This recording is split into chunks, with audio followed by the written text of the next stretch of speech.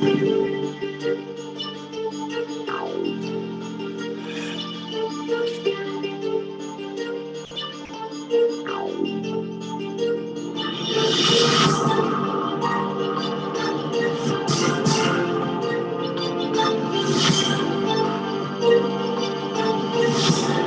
we go.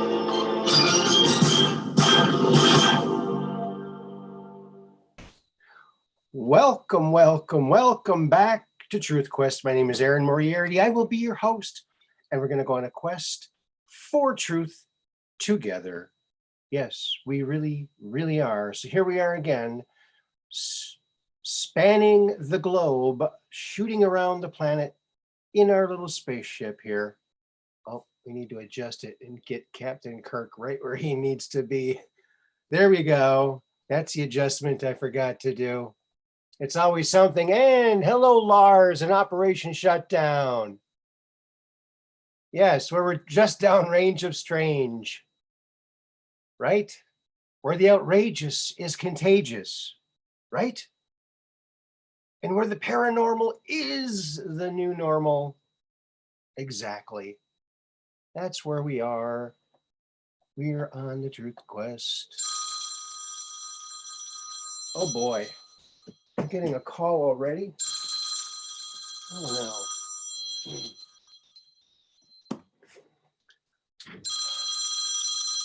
I don't know if I should answer that yet.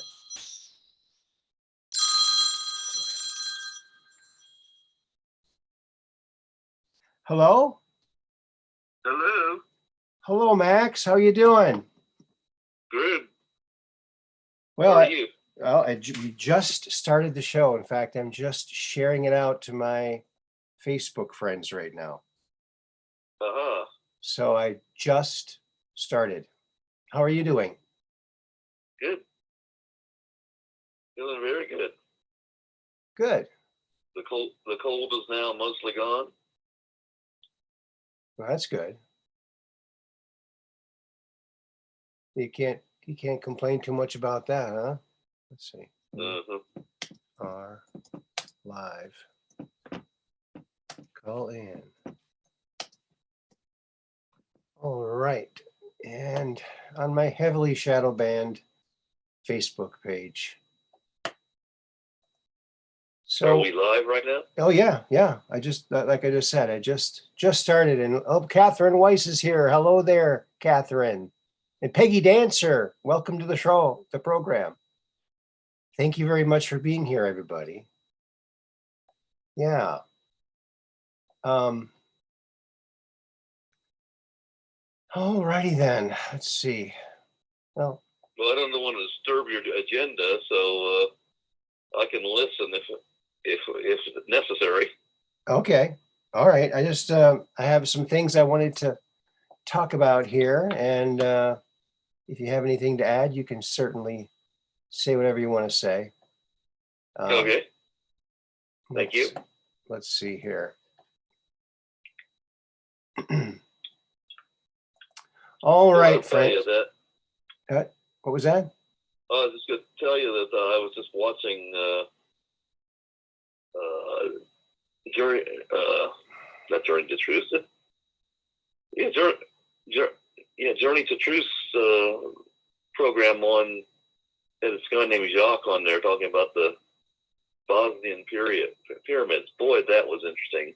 Yeah, the Bosnian. Yeah, I haven't seen that one. I'd watch that one. The Bosnian pyramid. About Tesla, and they had actually had not chemical engineer. They had an electrical engineer that actually measured the. There's a beam coming out of the top of the pyramid. Right. Yeah. It's ultrasound energy. And it's in the form of it looks like a double helix. Yeah, and it's going towards a certain star. Yeah. I've heard. Yeah, I've definitely. Actually, you can go there and be part of that, and they're excavating it all the time, and you can go in there and actually be part of it. So, yeah, it's very interesting. He was talking about all the healing that people were getting from negative ions inside. Okay. Anyway, it's well worth listening to. It right. It was pretty amazing the discoveries they were making on a daily basis. Right. Yep. Yep. And it's almost twice the height of the Great Pyramid. So, so it's pretty extraordinary.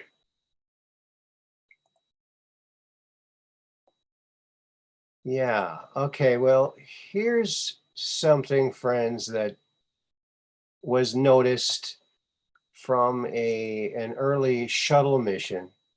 It was in the background of the picture. It's something just above the horizon of the Earth there that's very large.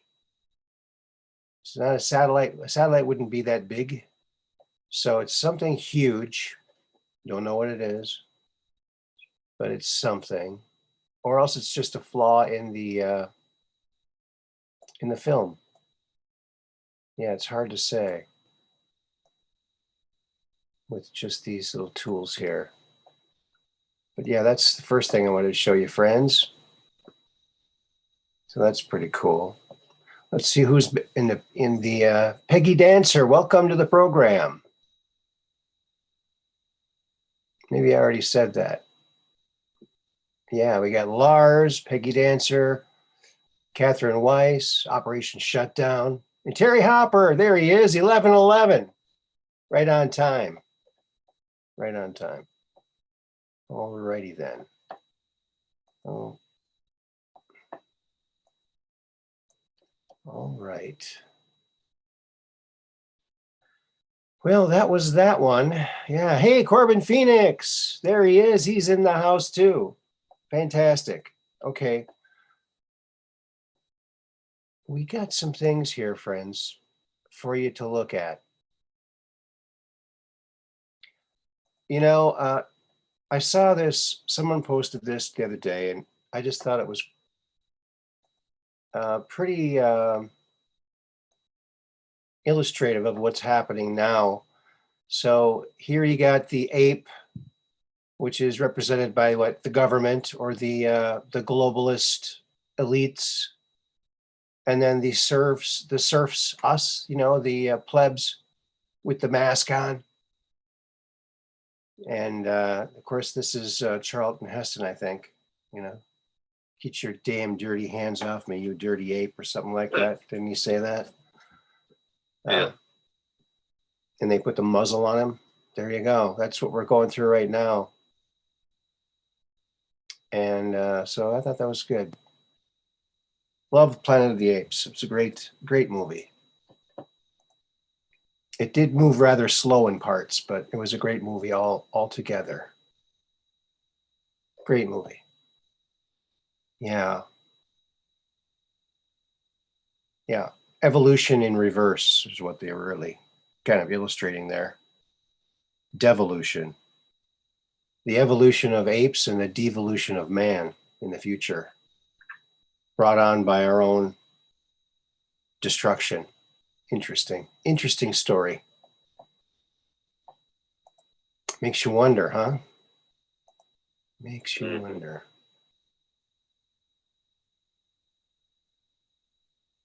We got, this is a meme. I got to show it because, you know, if you don't hit this, you ain't black. It's, of course, Joseph Brandon holding a crack pipe and an ice cream cone. Didn't know he could do two things at once. Wow. He's really learning. Wow, it's unbelievable. And I saw the government try to backpedal on this, and no, they are giving away these things. It's disgusting. it's like, what did they do? Have a meeting? How can we seem extremely out of touch? Let's give them free crack pipes. Yeah, that's how we can show They had them. to have something for Hunter. Ah, yeah, right.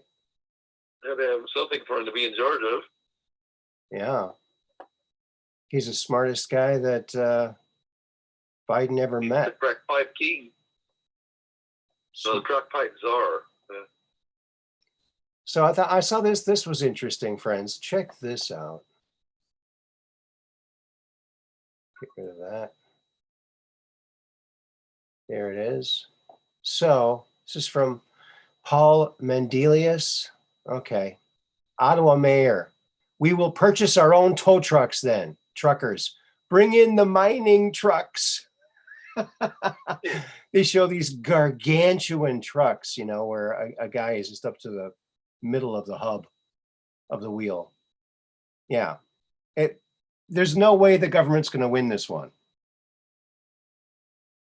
Because the government is full of people from the country. Oh, it's so funny. Unbelievable. But so heartwarming to see what's happening there. Oh, and did you see what Trudeau said today? He said, he gave his press conference. He said, okay, truckers, you've been heard. Now go home. You've been heard. We heard you. Go, leave now. Like, no. You saying you're heard doesn't mean a thing. There needs to be action, like resignations. Resignations. So there you go. Yeah. Hey, Mud Rabbit.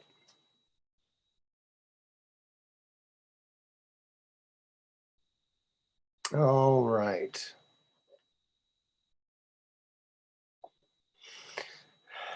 All righty then, let's get on with this.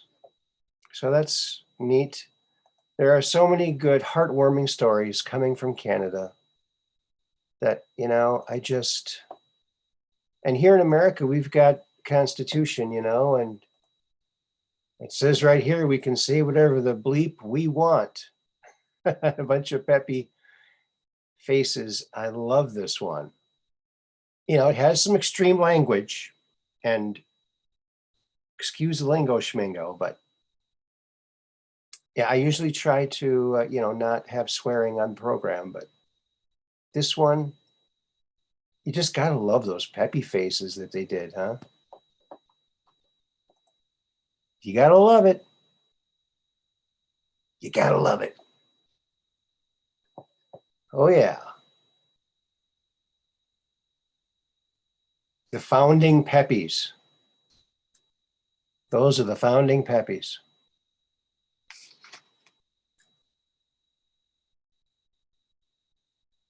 All right.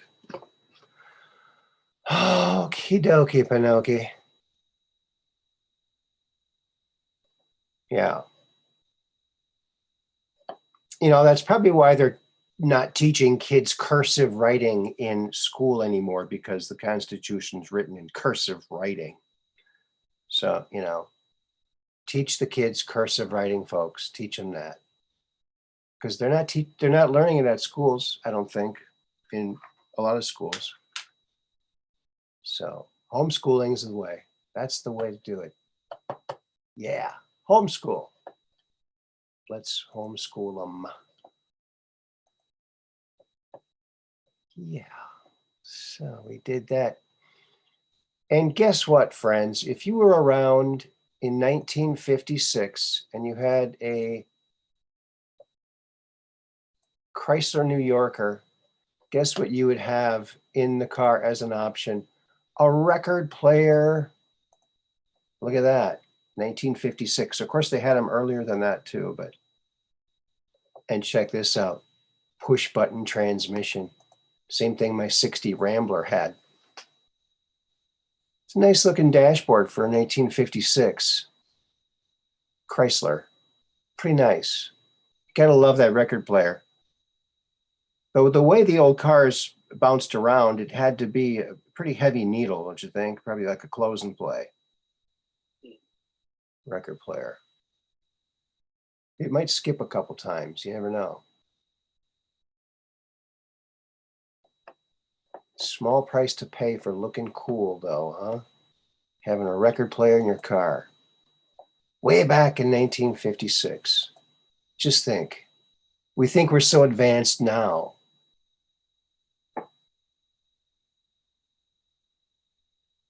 Correct, at Aaron. So the tutors and grandparents are teaching cursive and Constitution. Awesome. Yes, that is That is heartwarming to know. Heartwarming to know. Yeah. And if you wanted to know what that car looks like on the outside, this is what that car looks like on the outside with the record player in it. Looks like the hood's popped up a little bit. But there it is. Look at all that chrome. Nice looking car. Good looking car. A lot of good looking cars in there. There you go. I thought that was pretty cool.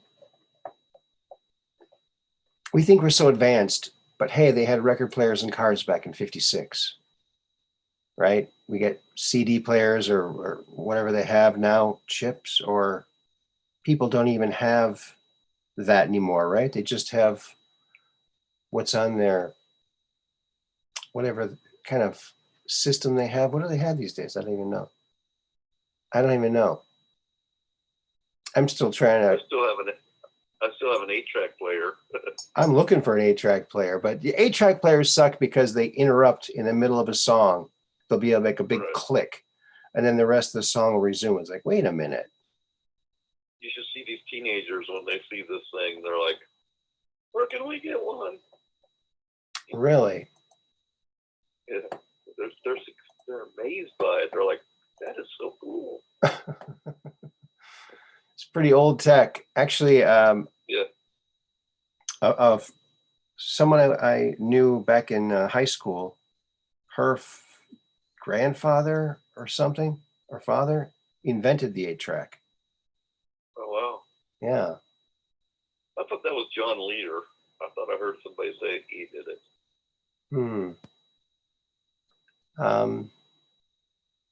I don't know. My memory going back that far, it gets a little foggy, you know. I just thought I heard it on one of these shows.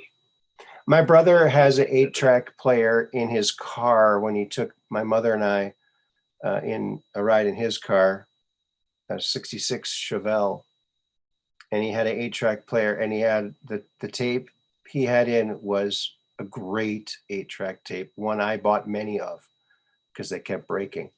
Boston's first album. Yeah. That's actually my island album. If I'm on an island and I can only have one record and there's a record player, that's the record I'd take. Boston's first album, Boston. So I think it rocks. So there you go. All right. We're getting these knocked off really quickly here.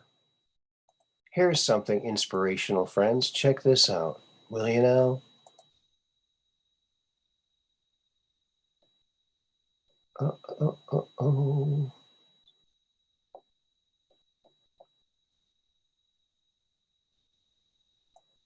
Oops. There it is. Sorry. My thing is there. Your mind is powerful, a powerful thing. Your mind is a powerful thing. When you fill it with positive thoughts, your life will start to change. There you go. There's your positive note for the day. That'll help. That'll help. Now, we talked a little bit about Stan Romanek the other day, and I want to bring some more images up from his case, like this one. He videotaped this character in his house. So we're going to take this and increase the brightness. See if we can bring out something more. But this was moving. And he moved out of his line of sight and then ran away. And he looked out the window and saw him running away. He said he moved very strangely. So there it is. Very odd. You know, is it real? Was it a puppet? Or was it someone? Doesn't look like someone in a mask. It's either the real thing or a puppet or something. Maybe someone was pranking him. That could very well be. Or it was real. He said had like wrinkly skin, like it was really old, like really wrinkly skin, like it was very old. So there you go. Yeah, Boston, foreplay and long time. Yeah. It's been such a long time. Yeah. Hey, James Rohrback, welcome to the program. Yeah. So there you go. Let's see. Who we got now? So there's that guy. So he's interesting. And all this stuff, you know, is it real? We don't know. But here's some other pictures from his case that are intriguing, if you ask me. Okay, what we're looking at here, this picture in the background is an alien selfie, believe it or not. That's what it's thought to be, because they lost one of their cameras. It went missing for a couple of weeks, and all of a sudden it was on the kitchen counter one morning when they woke up. And there were 3 or 4 pictures with pictures like this, an alien selfie. But you can see the shine in the eye right there. I don't know. Brighten this up a bit.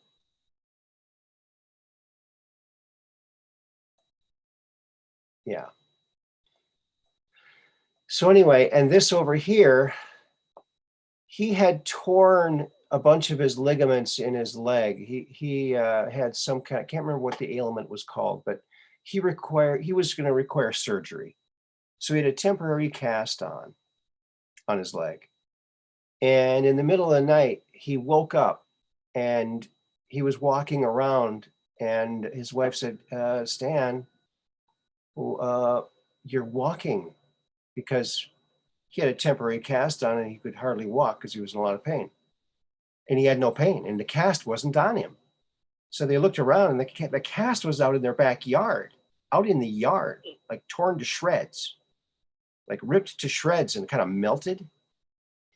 And he's got these, 1, 2, 3, 4, 5 puncture marks on the back of his knee.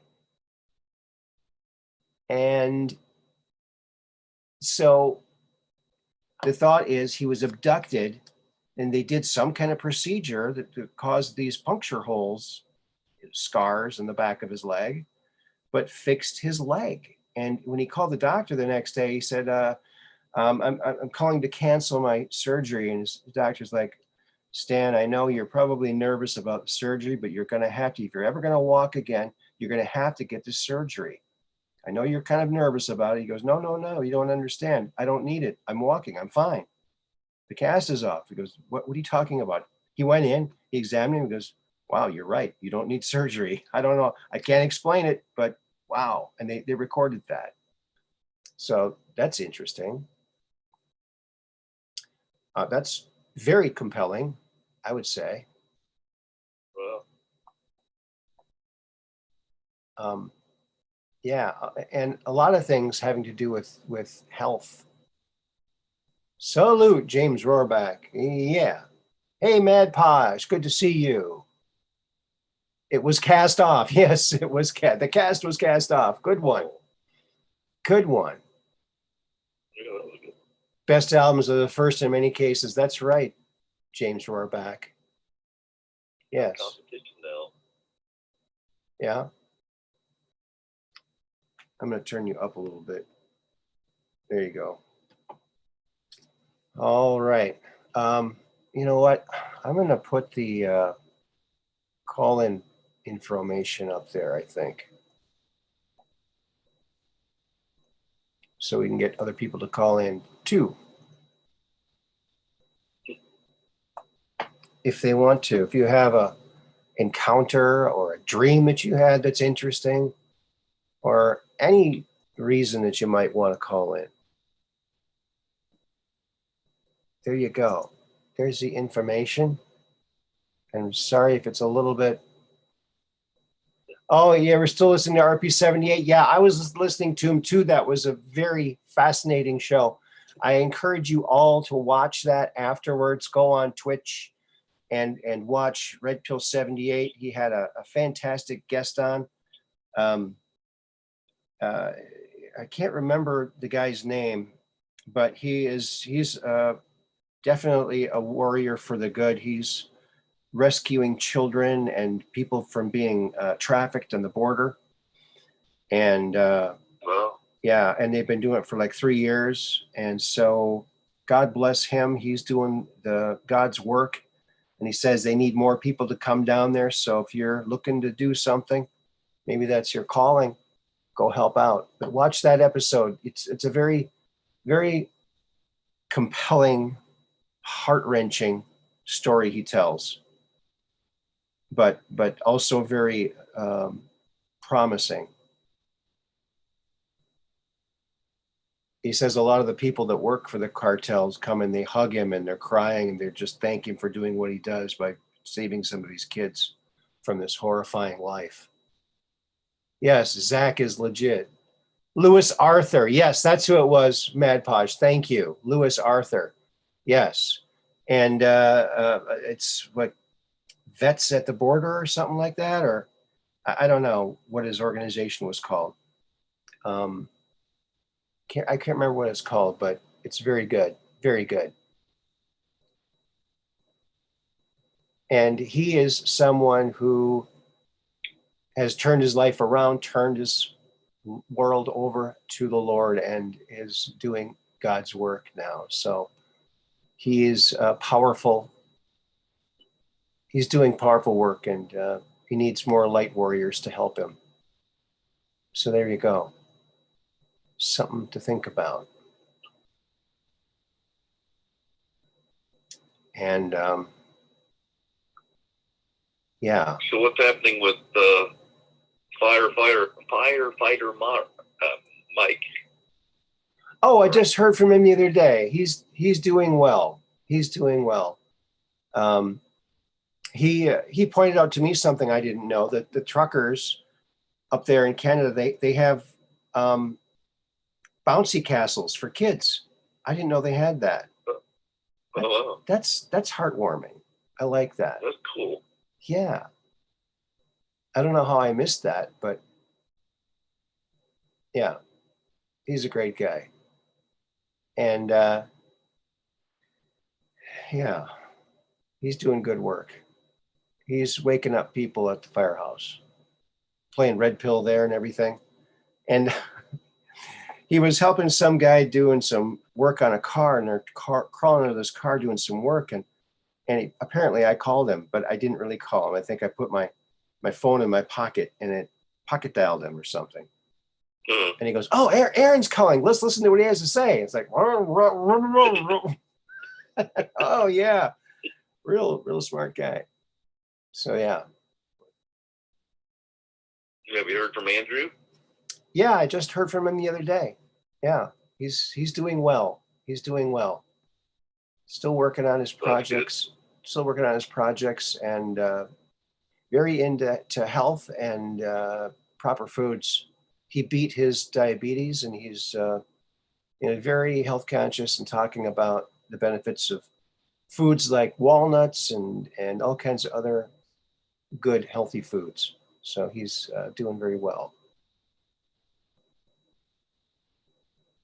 Well, that's good, because he and his, I don't know, I guess it's his girlfriend, weren't they in a hospital for a while? Yep, they were. Yep. You really can't say anyone has or had COVID because, the test is inconclusive. So how can anyone even know, Right. I mean, shouldn't have said that. Yeah. I shouldn't have said that. I got to watch what I'm saying more. One of the mods alerted me that I'm saying words I shouldn't be saying. So I apologize.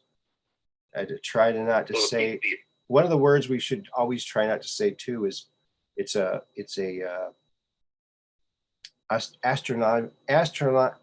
astrological sign.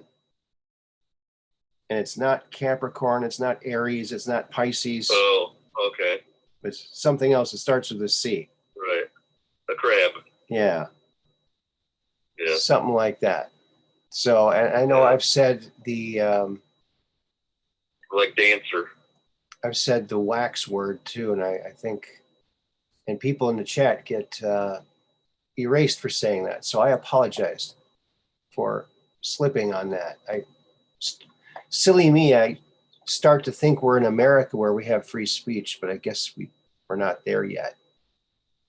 Just not there yet.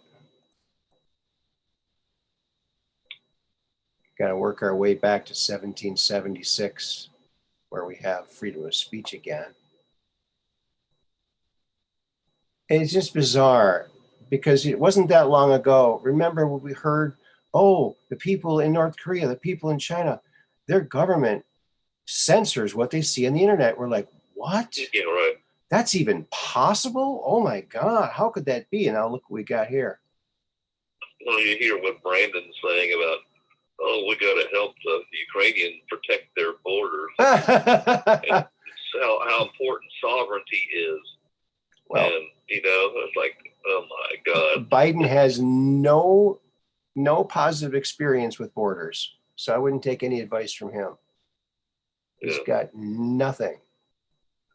Concerts and bouncy castles. Yeah.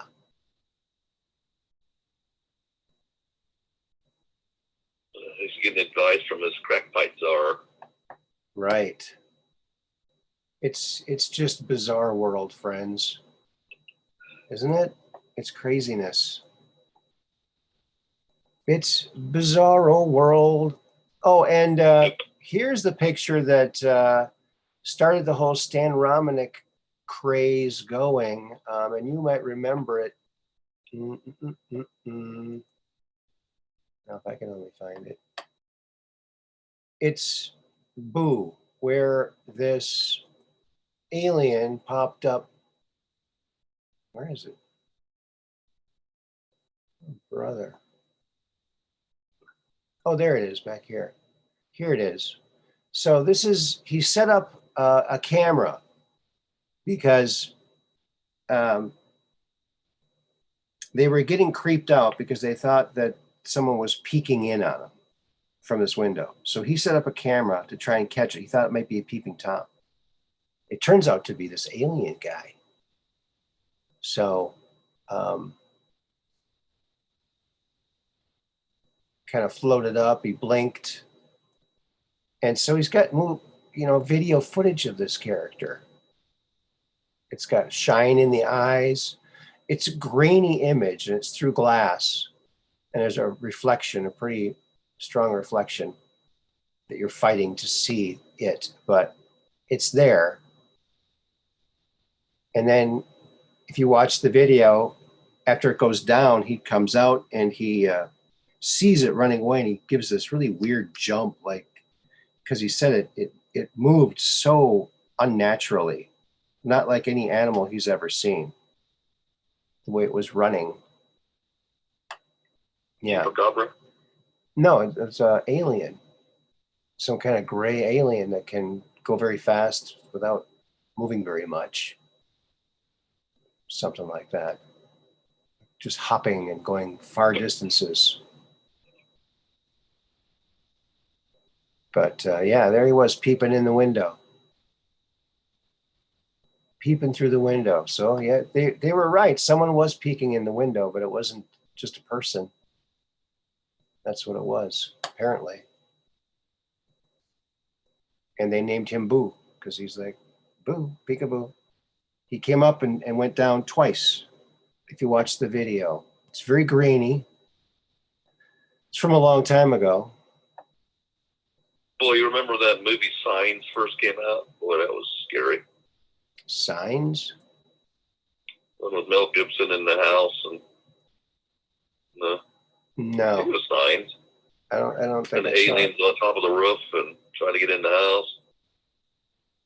The Greys. Okay. I never saw that one. Oh wow. There's a lot of movies I haven't even seen Gone with the Wind yet. Yeah. I'm gonna wait till it's a classic. You're a little late for that one. I'm gonna wait till it's a classic, then I'll watch it. So here is one of the mathematical equations that Stan Romanek wrote down with his eyes closed, sitting up in his bed. And his wife has it on camera, filmed the whole thing. His eyes are closed. He's writing these complex mathematical formulas. And in the morning when he woke up, she showed him the paper and she said, what is this? You wrote this last night. He goes, I don't know. It looks like scribbling. I don't know what it is. Well, they did some checking around. They talked to some mathematicians and some physicists. They found out it was some mathematical equation from the 50s or 60s from some physicist that talks about wormholes traveling at great speeds using gravity for wormholing or something like that. It's something that gained popularity back then, but kind of was, I don't know, no one paid attention to it. And all of a sudden, this guy with an 8th grade math education or level of math is writing this stuff down with his eyes closed. It's pretty freaky. Pretty freaky. But it's not alien. It's a human. All this stuff that is channeled through him is all done by other humans, but it's just obscure mathematical formulas that no one was really paying attention to before. So I even showed these to my uncle Lynn, who was a doctor of mathematics. And he was very intrigued by them. Very interested. So there you go. We've got one more of these to show you. Yeah, his case, I believe, is very credible. And here's another mathematical formula that he did. And this one has to do with the wormholing. The wormhole, it's very simple. So from the distance from here to here is a long distance. But if you can bend that space-time, now you only have a short distance to travel to get from this dot to that dot when you bend space and time in a wormhole. So this is what this is illustrating mathematically. And again, this was a mathematical formula that had been come up with many, many years or decades ago by some obscure mathematician. Got a little bit of notoriety at the time, but you know. So are they pointing to these because these were maybe closer to something real? I don't know. But I was always intrigued by that. Yes, RP was. You're not a big fan. Go ahead. I know you're not a big fan of Linda Moulton Howe, but on her program Wednesday, she read from the 4th and 5th letters that she received from an Army sergeant that his grandfather was one of the Army officers that cleaned up after the Roswell crash. All right. And he was telling about what she was telling about what the alien revealed to this guy, and it was that by January 2025, humanity would know about their existence. And it's describing in detail what went wrong with their craft and why they crashed. This is from the aliens' words, speaking in telepathy, of course, in perfect English. And they talked about how the inter-atmosphere drive failed, and they were coming in, and they were going to turn on the dimensional, I think they called it the dimensional doorway, that would allow them to pass through the planet instead of crashing into it. All right. And they said it would open up a 1,500-mile doorway, and they were too close to the planet, so they didn't do it because it would have caused a blast 1,500 miles wide. So they chose to take their chances, and they impacted the planet, of course, and two of 3 aliens died. So, Anyway, wait a minute.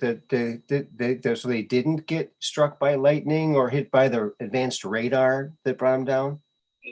the alien claims they hit it sounds like a stationary, not a human satellite, but like not the moon, but we have small little bodies of rock that actually circle our planet, like little minor moons of the planet. We I do? don't know if you know that. There's more than just the moon circulating out there. But apparently that's what the ship hit. And it knocked out, they said it shorted out their inter-atmosphere drive. And they, Anyway, it's very interesting. I've heard, now online, there is in the past, she's read all 5 pages all 5 letters that were provided to her by this guy who supposedly was from South Carolina. And he's active military, or he was, so he doesn't reveal his identity, but that's where she got at first she got 5 samples of what was just, looked like pure aluminum alloy. And then later he sent her more things to be analyzed, which were the multi-layer bismuth, magnesium zinc alloy. Yeah. Material. He sent 5 samples of that as well. And he was describing, how that material, when it came off the bottom of the craft, was glowing for 3 hours. Glowing orange for 3 hours.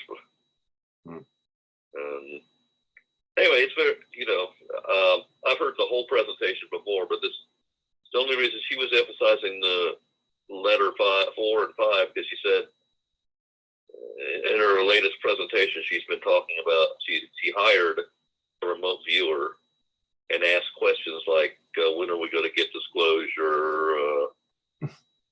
What's going on in our world, and when is it going to be over? Things like that. And yeah. There's this remote viewer says in 2024 there's going to be a Carrington-like event, which, if you don't know what that means like kind of like a solar flare that causes electricity along the power lines to basically burn out in the Carrington event. Even telegraph machines of old were catching fire. Right. And of course, in our modern day and age, a Carrington-like event would probably fry our cell phones and computers and things like that. Anyway, this remote viewer was saying there's an event coming in 2024, but there's a bigger event coming in 2036, he says, which is one that's going to be injurious to life. Okay. That could really hurt the surface of the planet. Well, the 2024 matches up with what Corey has been saying for like 6 years. I think it's been however many years he's been out doing this and talking about this, but he was shown that the solar flash would happen sometime after 2023.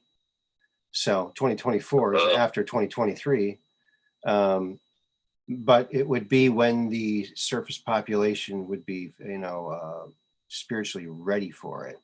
So there's not a definite date that it's going to be here, but this is going to be an event where there's going to be a solar mass ejection, where all of the light-giving plasma on the surface of the sun is blown off of it, and some of it, Corey was shown, hits the Earth, tilts it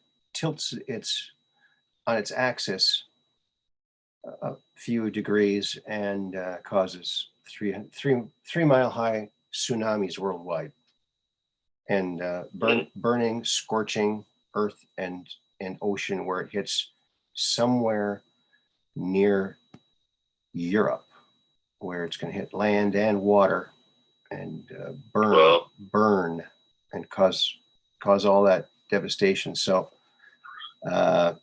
yeah, maybe it doesn't happen until 2036, like that viewer was saying, but yeah. So the only reason she was reading from these letters, she said, was because someone had reminded her that this alien had revealed to those army officers that the 2020, by January 2025, all humanity would know of their existence. mm-hmm. And so she wanted to go back and to check that, reread it, and sure enough, it was in there. So and she was asking that question of the remote viewer, and so it was pretty interesting. She was actually willing to pay this remote viewer to try to get answers, and she kind of admitted, I don't know if you know about some of the controversy was on the alien scientist. There's one guy that, I don't know, it seems like it's a guest of the guys that are on the show, and they were talking about how they caught Linda basically not in the lie, but where she presented something and it wasn't true, some kind of a picture of an alien, and it turned out it was actually from a game. I don't know. Apparently they confronted her on air, and she supposedly flew apart and ran away from the camera. Wow. And the one guy, an alien scientist, was very gracious. He said, "Well, we all make mistakes, so yeah, we shouldn't be too harsh, because this will happen to us all eventually." Right. But the other guy was a little bit of a jerk about it, because he was going on to gloat about how he had revealed the information about Jimmy Church, and he was basically a little bit of a skeptic that was out to. It wasn't all bad. I mean, he was revealing things we need to know, but it's just how he was doing it that was pissing a lot of people off. But it's pretty interesting. But he was an equal opportunity troll in a sense, because he was also attacking David Wilcock and Corey Good, and so he didn't care. He went after everybody he thought that was. Yeah, well, I thought was putting out something that he didn't agree with. Well, you can never agree with that. You can never. There's no two people in the world that agree on everything the same. And right. Just remember, the best disinformation is usually 90% truth and 10% disinformation. So we can learn things even from the people that are currently doing things against us. Okay, they're a lot of times they're revealing things to us, but that's all part of what I've been saying all along, is that this whole event, our entire existence, is about our education. It's all about our consciousness coming of age. That's what it's all about. So all this evil we're exposed to is all about us confronting that evil and learning from that evil, and developing our consciousness. We the teachings that we've had about reincarnation is that we were once like these people, right? So we should have some compassion. We don't have to agree with what they are saying. We certainly don't agree with what they're saying, but they're all part of the one. We are one consciousness. So it's a little hypocritical of us to totally hate them, for one thing. They are us, and we are them. Mm-hmm. They're just on a different level, Uh-huh. So if we can all come to grips with an understanding that even these people that are trying to do us harm have intrinsic value in terms of waking us up, and they'll eventually be redeemed. Nobody gets left behind. So we can dislike what they do, and we can stay out of their way. We still resist them, but stay out of their way so they don't directly harm us. And if you can even find it within yourself to say, you know what, I love you anyway, even though you are a evil entity, you know, you're acting evil. That's all the more better for you, because you've risen to a level where, you know, your development toward a more advanced spiritual being is going to be more rapid. You know, every little step that we make, every little decision that we make that moves us forward dramatically advances our consciousness. If everyone that's out there that's listening to this presentation today will do one thing, take action on one little thing in their life, and it's something that they can use their own discernment and say, okay, this is safe. Make one decision about something, every one of our consciousnesses goes up. We're one. Remember, we're one. When I learn something, it goes into the total knowledge base. When you learn something, it goes into the total knowledge base. When we all here do one thing each day to make our lives a little bit better, we're also making the world a little bit better. And I've been doing a lot of thinking about that, saying, well, you know, I've been trying to urge people to, you know, to come forward, and because I have the sense that somebody in your chat it makes the difference. Well, you know, I had discounted myself on that. You know, I looked at, you know, the fact that I made the plan or whatever, and it's like, and really, that's no important than any other decision anybody makes. But I was asking myself, am I doing enough? Am I doing what I'm supposed to be doing? You know, is there more I can do? Well, and so that's been something I've been kind of meditating on, and the one thing that kind of came forward to me is ask everybody that's listening to do one thing, no matter how small it seems. One thing. If we all do one little tiny thing, it might be enough to change our entire reality. So think about that one thing that you've been thinking about doing, but just haven't done it. Maybe it's just a choice, you know, you're going to make. You know, maybe you've been seeing what's going on. You've been seeing what's going on in Ukraine, and you've been a little bit fearful of thinking that maybe we're going to go into war. How about that one choice to say, you know what, I'm not going to be fearful. I think, you know, the Patriot's in control, God's in control, I'm just not going to be fearful. That choice is an important one. Remember, that choice is shared amongst all the consciousness. That little choice that you made, that you think is just inside your head, is being shared with the entire reality. So I would urge people to do one little thing today, one tiny little thing. That you know, it's just like this analogy I keep using. You know, our parents tell us, don't touch that hot thing on the stove, and we don't know what that means when we're a little kid.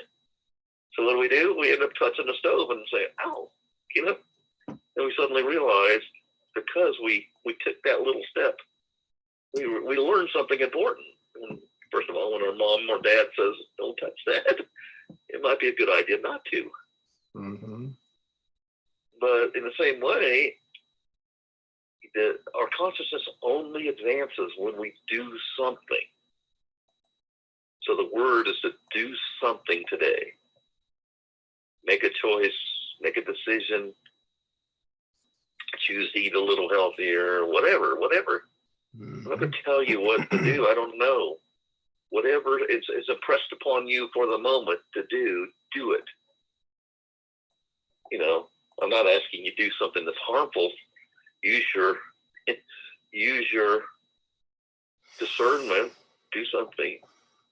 Mm-hmm. It doesn't have to be. Even the littlest things can be the most profound in the big picture. So, you know, if you're going to say a prayer, expand your prayer to send your prayer out to heal the entire multiverse, or send your prayer out. Remember how I believe that I came about to have written this plan was I literally cried out one time to God to help give me. Is there something I could do? Show me what to do to change the path that humanity was on. And I cried out, you know. So there's the emotion that has to be involved when you're trying to put out an intention. And God answered that prayer in the most profound way that I can even imagine. And I know it's nearly impossible for anybody who hasn't experienced that to fully believe what I'm telling you. But I'm telling you that your consciousness is that big. You literally can move mountains if you knew how to do it. You literally can. If an asteroid is on a comet is on a path to destroy the planet, any one of us can stop it if we knew how. We can do it. We're kindergarten. We're in the kindergarten. It's like we're learning our ABCs for the first time. You know, we are just the very beginning of our development of our superpowers. And it's because we're all divine. We're all part of the divine. This is what the evil people and Illuminati do not want us to know about. How powerful we are. Mm-hmm. It's all an illusion. They try to create this illusion while at the same time dividing us, hoping against all hope that we'll never wake up. Mm-hmm. I gotta thank Mud Rabbit on the air here. She ordered a shirt from the Truth Quest shirt shop, and so thank you so much. That's awesome. And she says, "Oh, my pleasure, Aaron. Can't wait to wear it." Me too. I can't wait till you wear it either. That's awesome. So if you want to help spread the word, help the program, get a shirt, and that helps a lot. So, what was the T-shirt? What type? I think she got the Invisimask one. Now I tried to go on to check, but apparently either I forgot what my email address I used, or I wrote my password down wrong, so I couldn't get into my account to find out exactly which shirt it was. But so I have to figure that out. Took a step. What step are everybody else going to take? There you go. Yeah. And thank you everyone who supports the program, however you do it.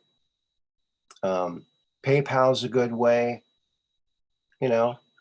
And also if you're in the chat now, a lot of times I'm doing the thumbnails, I'll go back and I'll look at the program, I'm listening to it, I'm looking at the chat, I'll see something in the chat. Oh my gosh, I wish I would have seen that. So if there's something you really want me to see, it's really, really hard for me to read these chats. They're going by and it's small print and I'm talking about other things. But the thing that gets my attention is if it's a super chat, it's like a big red box. And then I usually see that. So if there's some message you want to get to me, just buy me a coffee, just a buck or two or whatever. I don't care. And then I'll, most of the time I'll see that. But otherwise, I apologize for not seeing all the chat, all the wonderful chats that are happening. And that's the thing about this show that people talk about the most, is how awesome the chat is. And it's just a fun place for everyone to be. And so there you go. And Dark Brain, thank you for putting up the t-shirt shop. Yeah, there's some really good ones on there. And as soon as I figure out how I can get back into my page there, I can put some new designs up. But until then, we got plenty of good ones there now. Share a thought in the chat. That's doing something. Do that one thing today. Do something.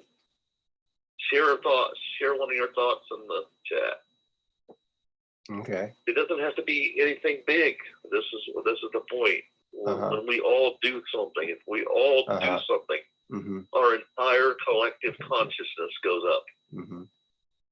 I should talk about what's on the screen, because people are starting to guess what it is.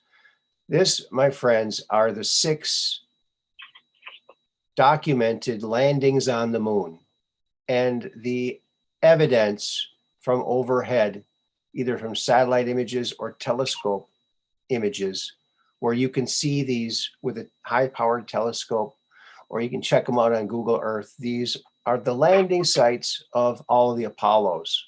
Apollo 11, Apollo 12, 14, 15, Apollo 16, and Apollo 17.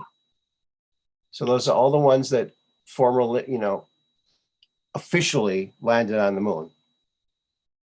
Of course, we got Apollo 19 and Apollo 20. Apollo 19 apparently was a disaster, but Apollo 20 made it to the moon, apparently, from all of the footage that's been released for Apollo 20 from, what's his name? A fella in Somalia that was an astronaut. I can't remember his name, but he released all this footage because he was really upset that he wasn't invited to the White House. All the people who walked on the moon were invited to the White House. He was not invited because his 1976 walk on the moon was still classified secret. So he couldn't go to the White House. He was very upset. So he released all the videos that he took. It included a famous cosmonaut that was on the mission too. So you had 2 Americans and 1 cosmonaut going to check this large craft on the far side of the moon in the Del Porte crater, near the Del Porte crater, sticking out, casting a shadow. Big 3.5 mile long derelict spaceship's been up there millions or billions of years. No one knows. And Ralph says, "Oh, looks like my tile in my small kitchen." Yeah, it does look like tiles. They should make moon tiles. That's a great idea. Someone could, make some money with that. Moon tiles. So you put tiles in your floor, it's like the moon. It's like you're walking on the moon. That'd be kind of cool, wouldn't it?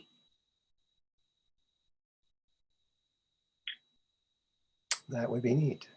Or the ceiling. Ceiling might be cool too, like the moon on the ceiling. Wow. That'd be kind of cool. Make some tiles that when we fall on the floor, we bounce around like your toy. Yeah, super cube suit. Yeah. You know what I did when I first invented these? I put a bunch of them on the bottom of shoes, thinking I could jump high with these. It didn't do anything. In fact, just binding even 2 of them together reduces the bounceability of it for some reason. You imagine if you could make something that a kid could crawl into or get inside of, and you could start jumping, and this thing would act like a super cube, but they're safe inside this thing. Yeah, then they roll out. Then they roll into the highway. Yeah. No, you'd be inside some kind of a like at the playground, they'd have a fence around it or something that keeps it from. Yeah. But wouldn't that be cool? I think it'd be kind of cool. Yeah.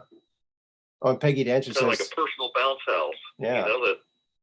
That you just step into this thing and you start jumping, and when you jump, it bounces like your super cubes. Well, you might not last too long if it bounces like a super cube because it's very unpredictable.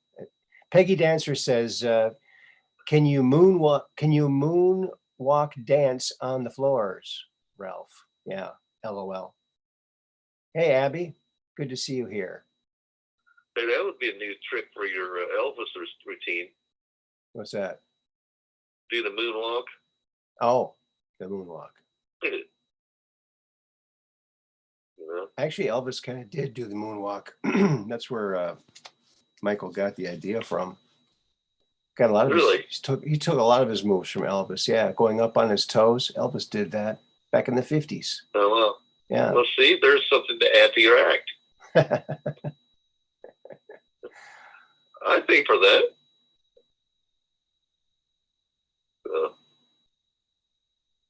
Now, the thing I really need to add to my act are gigs, but gigs are few and far between since the COVID for everybody, you know, not just me. So yeah, I'm so overwhelmed and joyed to see these Canadian truckers and their awesomeness, inspiring hope and wonder throughout the world and freedom. What was the name of their movement again? The Freedom Convoy? Freedom Convoy? I think so. Maybe I should go, anytime I go out, like if I drive through a drive-through to get something, maybe I ought to, give the teller $5, say, in the name of the Freedom Convoy, add this toward the bill of the person behind me. There you go. Yeah. Let's send some goodwill so that people are paying attention to the massive goodness that's behind this movement. Mm-hmm.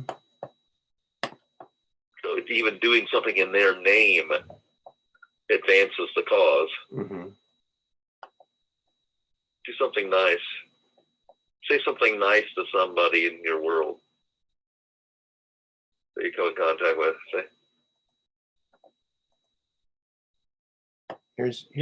here's a meme for you. It's got Dr. Fauci, and it says, "If you follow the science, it leads to my bank account." It certainly does, doesn't it? That's the other thing that what a weasel he is. Evil people don't like. They don't like good deeds. No.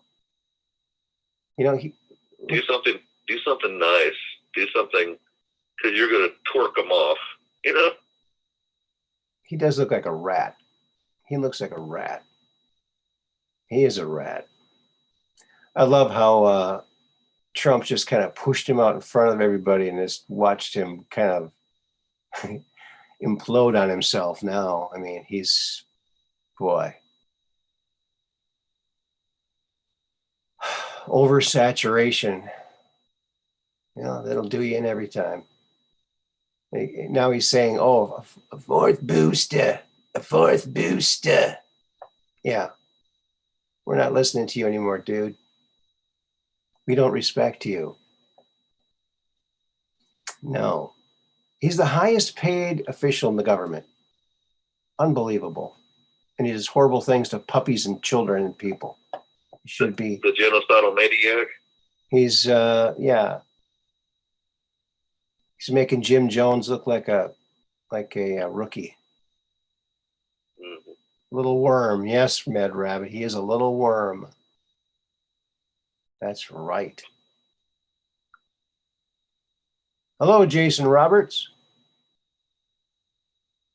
Welcome to the program. Yeah. The programmy. The programmy that won a Grammy. Not yet. Haven't won it yet, folks. Have not won it. Share your thoughts in the chat.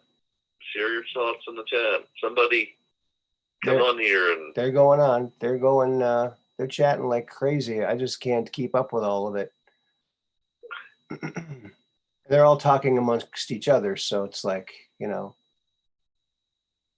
they're doing something. That's important. That's what yeah. That's what raises all of our consciousness. Yeah, and you're really doing something. And if you a reality. If you want to help the program out, you can help by liking it. I'm grabbing number 19 is my lucky thumbs up number. And you get a free lucky number when you hit the thumbs up, and share it out to your favorite place to share things. Maybe you have a friend or two you can share it to. And there you go. That's how we get it done. Thank you very much for doing that. I really appreciate it. Super appreciate it. Okay. All right. Keeping an eye on the participants box here, waiting for a call in. If you had an interesting dream, if you've seen something, if you've have a favorite story, if you want to talk about something of the truckers, anything you want to talk about, give a call and we'll chat with you. How's that sound?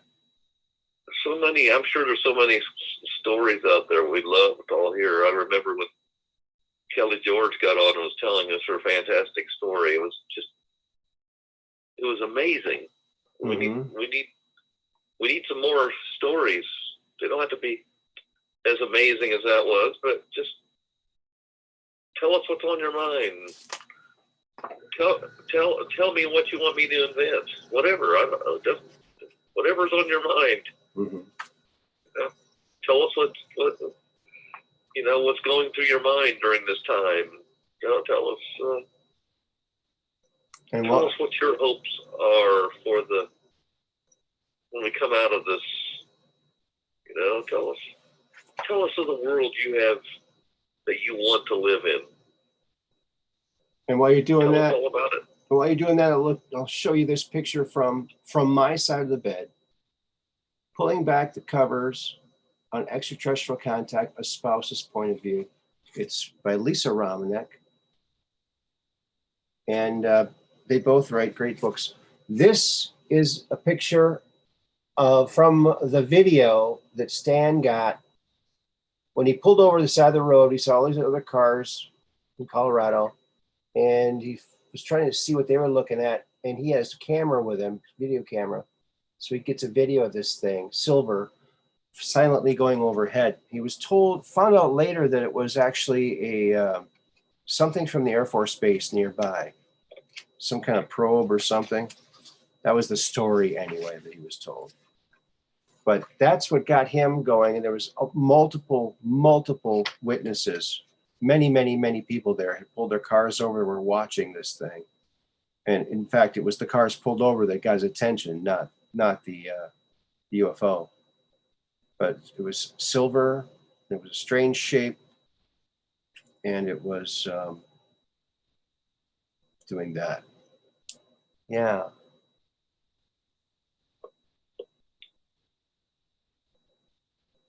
So I'm watching the chat. Hey, Kelly. Is that Kelly? Kelly Q. Hello, Kelly. Oh, you changed your name from Kelly George to Kelly Q. Oh, okay. Well, good to see you, Kelly Q. Kelly George. Yeah, Kelly Q. It's a good name, good ring to it. Cool. Kelly Q. It almost sounds like a curly Q. Now, here's something weird. So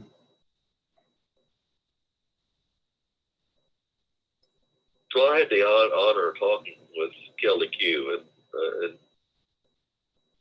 she's quite an engaging person to talk to. Mm-hmm. Very wonderful. Mm-hmm. Yeah. As is everybody in the chat. Oh yeah. This is why we want to hear more from all of you. Yeah, well, you all have so much to offer. Yeah. Well, they do. They contribute so much in the chat. They really do. They do. Oh, I know they do. And that's, really a lot of times it's a lot more interesting what they're chatting about than what I'm talking about. So it's like, oh man, I should have handed it over to them. Here's another one of those selfies that the aliens took. It's close up of his nostrils. You can see his nostrils there. Now, in the other pictures, you can't really see the nostrils because it's not close enough to catch them, I guess. And here's one of the pictures of Stan when he got the crap beat out of him several times because he wouldn't shut up. They kept telling him to shut up and he wouldn't. They kept beating the crap out of him, shooting him. He got a bullet lodged in his windshield. And one night, it was very late or early in the morning and very late. And there was a knock at the door, and Stan went to the door, and his sister or sister-in-law was standing there, like staring off in space, like she was like hypnotized or something. And he opened the door, and there were 3 people there, and he thought they were like trick-or-treaters, but it wasn't Halloween. And they looked like this. And he called them possum people. And there were 2 males and a female. And they had very sparse hair and very possum-shaped heads. And they knocked on the door, or they rang the doorbell. Isn't that strange? So if your doorbell rings, prepare yourself. You just might have an encounter. You might just have an encounter. But yeah, if you're curious about this, and here's one of the shadow beings that they also documented. This is an actual photograph of a shadow being. This shadow being knocked something over. So it's something physically there, but it's cloaked in some kind of way. Now, I know that Corey Good was talking about these shadow beings, talking about how they're negative entities. And they're working on a class on how to deal with these negative entities. If you have these negative entities around you, he's putting together some sort of a class where you can learn how to rid your home of these dark demons or whatever the heck they are. So that's very interesting. Very interesting indeed. So check that out. Oh, also the Steve Cefalo. Now, is it Cefalo or Cefalo? I've heard it pronounced both ways. I got to talk to Steve because if I've been saying it wrong all this time, I feel bad. But so Corey put the interview that I did with him on his channel, on Sphere Being Alliance channel. And on my channel, it's got just a little over 200 views. On Corey's channel, it's got like 19,000 views. Oh. Can you believe it? So that's amazing. So, but see, that's what can happen if we all share this out to our friends, right? And we can get to that point someday. And, you know, by having people like Corey on, it's going to help to grow the channel. And yeah, remember, that's 19,000 more people that know about you, too. Right, exactly. And I saw like don't about, worry, it will happen. I got an influx of about 14 or 15 new subscribers. So it's a steady climb. But, you know, friends, I'm not buying lists of subscribers or whatever. I think you can do that. I would never do that. It's all organic. So whether I lose subscribers or gain subscribers, it's all because of you listening. You like it or you don't like it, and you tell or you don't tell your friends. So it's growing because of you. So thank you very much, because you are my advertising arm. You really are. So thank you. And yeah. Yes. Well, we're coming up on 12:30, friends. And let me check and see if anyone's calling in. Nope, no one has called in yet. So we have 2,369 subscribers right now. 2,369. All right, and I'm very, very proud of that. On the other hand, in addition to that, I would love to double that, triple it, quadruple it. Boy, if I had any more friends, I'd send it out to all my other friends. I need to make more friends so I can send it out to my new friends. Build it organically. Yes, that's the way it's done so far. And so Mud Rabbit, you're going to get some of those stickers too from Artist 61. So you can stick them places and everything like that. So that'll be fun. You should get it on the 14th. And same with Dale D or D Dale. Oh, you're trying to call. Okay. Well, thanks for telling me.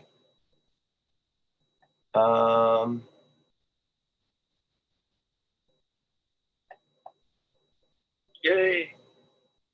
I'm watching the participants box.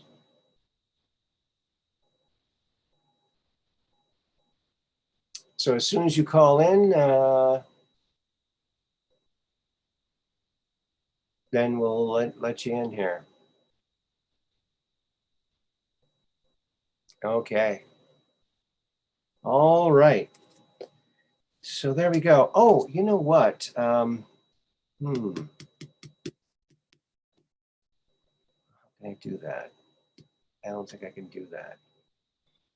I got the second to the last page of the Awesome Possum book almost done.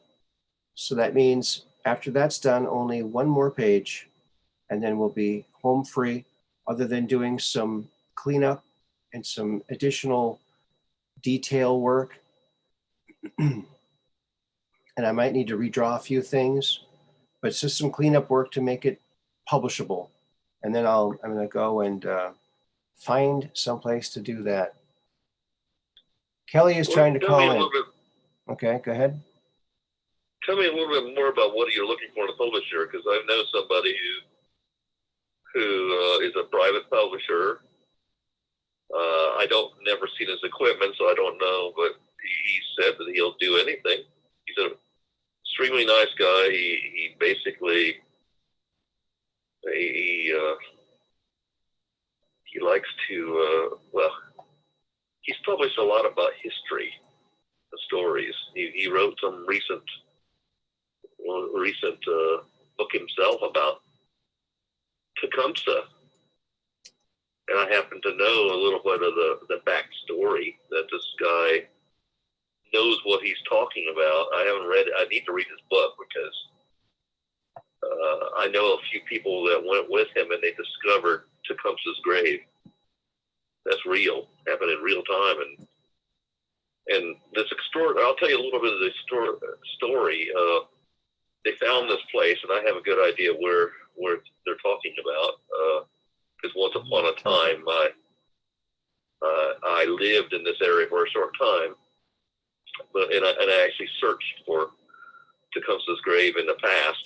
Now, for the people who might not know, who is Tecumseh? I know there is a small engine company, Tecumseh. Okay, it's a famous Indian chief. Boy, I can't tell you a huge amount. I don't know that. I need to study it myself. But he was the Indian chief in charge of the group of Indians that were involved with the what's the name of that battle? Is that the Battle of Tippecanoe, or a battle? It was in northern Indiana, at Battleground, Indiana. Okay. What's the name of that? So, but it has nothing to do with the engine company? No. Okay. But at any rate, these people went out looking for Tecumseh's grave, and they found it, and something extraordinary happened. They got to this place, and I don't know all the details of how they confirmed it was Tecumseh's grave, but they noticed that their mechanical watches stopped. And then somebody looked at their digital watch, and it stopped too. When they got near this grave, actually, it didn't start up again.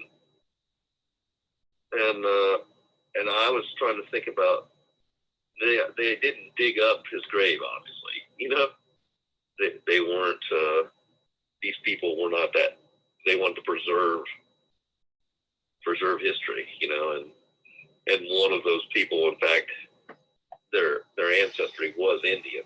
So they, you know, they were very respectful of what they found. But I thought about this. So what if an ancient meteorite came to Earth and was a lodestone? That means it's heavily magnetized, right? What would that do for an Indian chief? Because most people would not have seen what a magnet does, especially a powerful magnet. Wouldn't that be viewed as a magical object for an Indian chief? I don't know. You know? I don't know. I just had this thought that maybe buried with the chief was, you know, his prized possessions, and one of those might be some kind of a lodestone or magnetic. Mm. You know, you think how that in the past, how impressive that would be. You know, that person would be viewed as something with, like, having high technology that people couldn't explain. I haven't shared that with those people. I wanted to share that with them, but that idea, I don't. That's so long ago. I was in those parts that, you know, I haven't talked with any of those people for a long time, but I know one of them has a publishing company. Mm-hmm. Well, the thing, there's something specific that I really need to have, because I've published before. I published the Popple books through a publisher. That's where you have to have the money up front to pay for a number of books and the setup fees and everything. What I'm looking for is something that is mostly internet based now, and that is these print on demand companies, where a person can either download the digital copy for a few bucks or for whatever the price, or they can order the hard copy, and then it's printed, and when it's done, it's shipped to the person ordering it. So I want the person to be able to either get it instantly for their tablet or whatever kind of confuser they have, right? And then there's no shipping, and it's, you know, it's the, or it can be printed in a couple of days and sent out. You know, whatever the I think it's more than a few days, but whatever the like I said, when I get it done, that's when I'm going to start to search, because I'm spending all my time working on it. I don't have time to really search. But you don't want a bunch of them printed up, is what you're saying, in advance. No, I can't afford that. I can't afford that. There's no way. Okay. And what happened with these Popple books was we ordered so many of them that, and we could not get into the main booksellers, because we published 2 books in 1 year. But in order for them to even talk to you, you have to publish 10 new titles per year. And that was just completely, so that right away, that excludes, have a team. It excludes any small publisher from ever getting into these big bookstores. So we got into some Barnes and Nobles, some local Barnes and Nobles, the ones in Green Bay and Appleton. And we did these events that were just fantastic. We did a reading, we did an acting out where the kids held masks and they acted out the different parts of the story. And I did a drawing demo, and we handed out coloring sheets, and it was, and the people, they were like, well, we've never seen anything like this before. And they were all very impressed. And so they wrote a glowing letter to their corporate headquarters, I think in New York. And they said, you know, you should probably take a look at this book that, you know, it was really went over well, these books. and they're really good doing signings and events. And then corporate lashed back at them. And how dare you have these people in without them being vetted by us first or something? They got nasty with them, and we didn't make any friends. We didn't make any friends. So, you know, sounds like we need like a Patriot Publishing one, because I know there's some people in this movement that also make children's books, because I've heard from them before. I couldn't tell you the name right now, but what if you had 20, 30 small publishers and maybe do one or two books a year, and you got them all together so that you met those requirements, and did it under one publishing entity, like I'm just throwing out the idea, Patriot Publishing or something. Yeah. And so that you could all meet those things that keep you from qualifying, and they all benefit. Just a thought. Okay. And Peggy, it'll take a little doing, of course, to bring all those people together, but it might be work. Yeah, it might work. Peggy Dancer says, do the children's hospitals or Jeff Foxworthy know if of any publishing companies? Well, I think Jeff Foxworthy has his own publishing company, but I think that we got this deal with him before he had that, I think. So, yeah, I don't know. Well, maybe he could put such a deal together. Well, if he wanted to, of course. Yeah, I was just the illustrator for those books, and I own all of the remaining stock of the books. That's all I am involved with those books. I really am not, I'm not the publisher of those books. I just own the remaining stockpile because they were going to be destroyed, and I bought them. I couldn't really afford to buy them. I couldn't afford to buy them, but I did.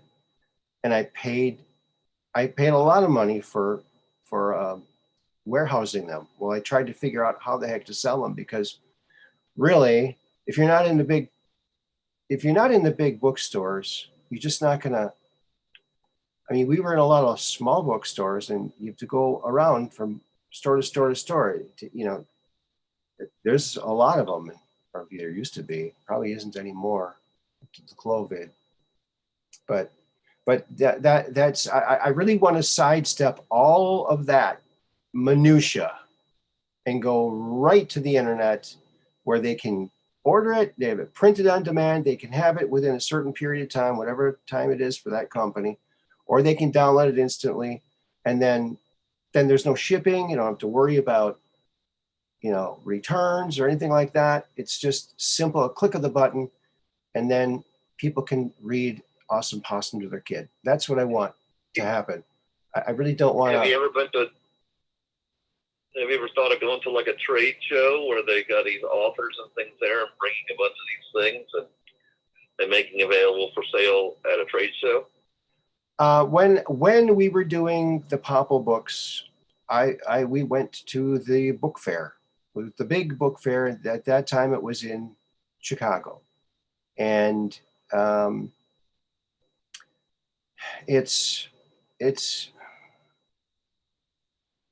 we almost got picked up by a major publisher, and I don't know what happened with that deal. I was not directly involved in it, so I don't know why it didn't happen. But this guy was freaking out. He said, "This is the Jonathan Livingston Seagull of children's books. This is going to be huge." And he was all in on it. And I don't know what the heck happened, but something happened. But yeah, the thing about the trade fairs is they're very, very expensive to do. Cost a lot of money to do them. And you mean to be a participant? Yeah. Yeah. Well, you To know, be in a point, remember, you got to friends be in the here. position. Now, I've done this many times, so it's not something I haven't tried. When you're on I know, but it such sounds a like you small came close. budget, you can't do these things. They don't work. I've tried. I've beaten that horse to the ground, and it doesn't work. Listen to what I have It to say. doesn't I'm not. work. Sounds So like that's you why I'm have an doing. opportunity. No, that's why I'm doing it this way. It's the only way, really, that it can be done, and it's people have sold many, many, many books this way, but I don't want to have to rely on some distributor who's not going to pay attention to my one title or two titles. No, I want to do it myself and give my people that know me the information so they can order it if they want it. And that's what I want to do. It's a very simple thing, and it doesn't have to be very complex. And I've done the other route, and I ended up with more books than I could, coming out of my ears. And so, yeah, I don't want to have stacks and stacks of books that I can't sell. I'd rather have it print on demand. I love that idea. That makes so much sense. How many books do you still have of this other, roughly? I don't know. I would have to count, and they're stashed away in a lot of different places because there's a lot of them. I did sell. I sold the vast majority of them to a remainders company, but I still have many cases left, and we gave away cases and cases of these things to the children's hospitals, and that's another problem with trying to sell these things is they're selling them all for cheaper than I can sell them for. So because we gave them to them and now they're selling them, so I'm competing against our own goodwill. So it's just ridiculous. Well, a public library, a Peggy Dancer says, a public library or a bookstore. Yeah, to get in public libraries, you can donate the books to get into a library. And then after a few years, they get rid of them and then they're not there. Or they can buy them from you, but they only will buy from certain publishers. We tried so hard to get into that library thing, and it's like a whole different world that it's very complex. And we were just a two-person company, the writer and the author, and we were trying to do it all, and we were doing a really, really good job. But when we ran up to that brick wall with the okay. Well, we might need to talk this a little more off air. Hello, our Cloaked Unseen world. Yeah. But I have some knowledge in this area of how to make things happen that people think are impossible. Yeah. It seems to me that you might be able to do things like getting Patriot sponsors that would help you move these books. See, when you get a certain number in the right venue, people can see them and know what you've got and get excited by your product. And all of a sudden, you've got somebody who says, "Hey, I want 1,000 of those." Yeah. Yeah. Can you provide them? And then now you have 1,000 sales that you can use to develop the next book or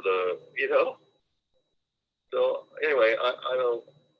Yeah. I'm not. I know everyone's got lots of ideas, and trust me, I've tried many, many, many of these ideas.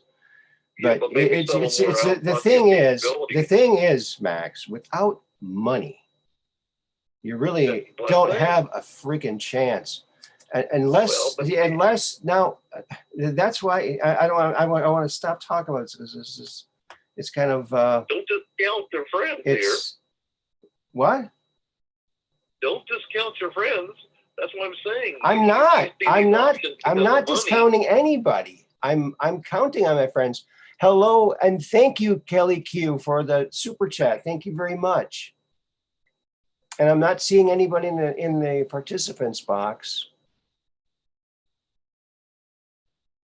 See, we don't know what you've been through on this. We just know that you're saying that you been there, done that. But if the been there, done that includes the fact that some options might be good otherwise, but they were too expensive for you to engage in, that's something where I or other people might be able to help you. Well, and that's all I'm saying. Yeah, I don't know. And it's not the case where we wouldn't want to help you. Yeah. So it's why I just say don't discount your friends. You have more friends than you realize. Yeah, well, so, I know. Well, believe, like I said, what you're doing. I'm nearing the completion of re-illustrating Awesome Possum. And then I have to do Awesome Possum Goes to School, but I want to get the first book available for people to order them. And the best, fastest, and easiest way to do that is through these print-on-demand companies where you can get a digital copy or and that's all I want to say about it. And okay. I hope that can do that soon. But that will also mean I'll have to build a website, and I have no idea how I'm going to do that either. I used to have a really good website. My web designer quit and took all the access and everything, so I don't have any way of getting that back. So I don't know. I might have to do it myself if I can figure out how to do it. It's just that every time I've tried to do my own website with these template companies, they just look like crap. And I just, you've got to have somebody who can show you how to do it. Or okay. Maybe there's somebody who's going to come into your life through this channel that will have that knowledge and say, "Hey, I want to help you." That would be great. That would be great. So, put out that energy out there, and of course, they got to know that you need this, right? So that's the point of talking about this. Is things happen. Yeah, you got to put that energy out there. You don't know how, but somehow. But what I do in these situations, I don't know how, but somehow I'm going to find a way to be able to make this web page that I need. And that's what you put out into the world.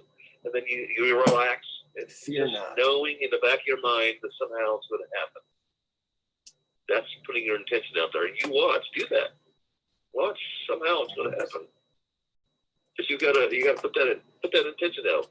I am. I do it daily. I do it daily. For the day. I do it daily, minutely, hourly. I've been doing it for years. Okay. Putting it out there. So, and that's why I'm, giving updates on this book. I'm trying to, I'm just one person, and I'm just, and I've got so many projects, because after this, I have other books I want to finish illustrating that I've already written. One's called Masuday's Wish. Did I ever tell you about that? You are is the entire universe. Did I ever tell you about that book? Let me see if I can find a picture of it. Masuday's Wish and Masuday's Dream. There's actually two books. Let me see if I can find it.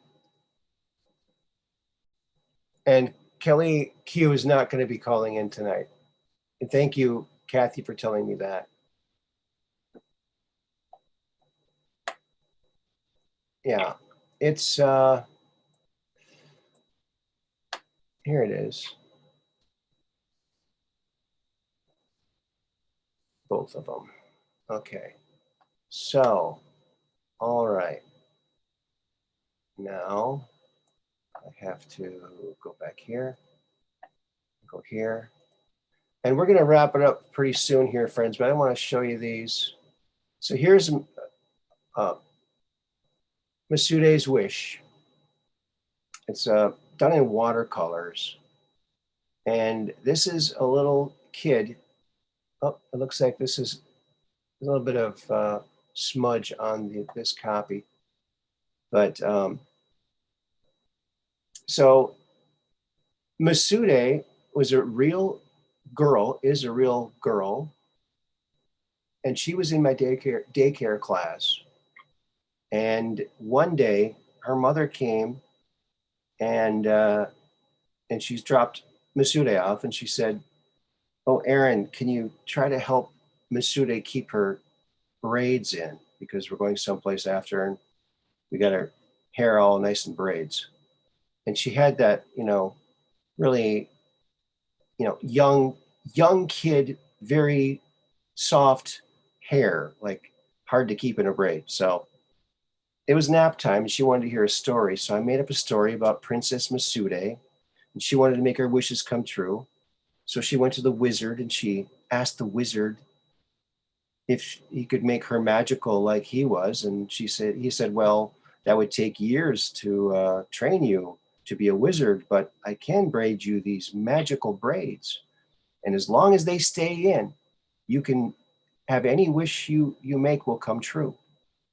And so he braids her these braids, and she wishes for a Pegasus and a unicorn, and she wishes for a friend, and nothing happens. She goes back to the wizard and says, "Hey, wizard, these braids aren't working anymore. I asked for a friend and nothing happened."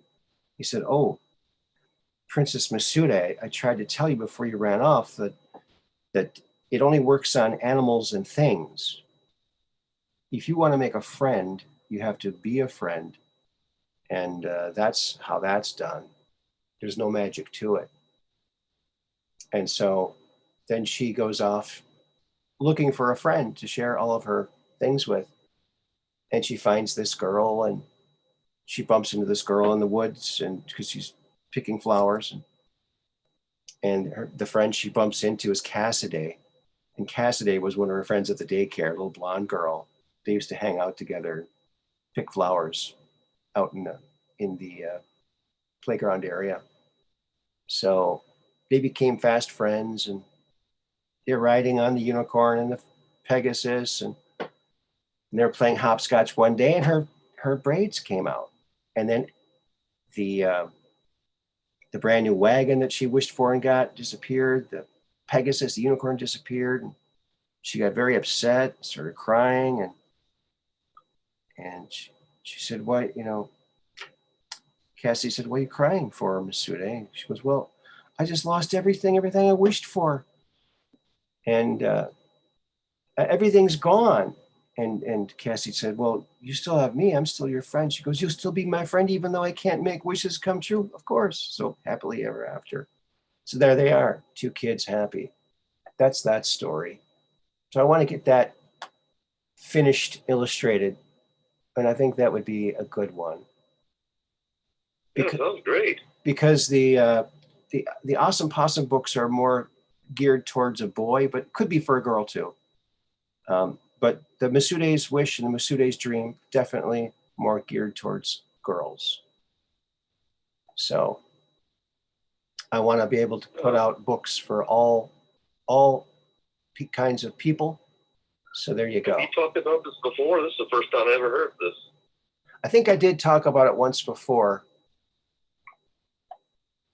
But and the other book is called Masuday's Dream. And actually, I dreamt that story. And so that's a really, really interesting dream, interesting story. Masuday's Dream. Oh, so well, just remember, you have lots of friends here, and we'd all like to see your dreams come true. Yeah, I sure would too. I got my little granddaughters. I'd love to be able to open up, these books all printed up and read them to them. That would be nice. That would be nice.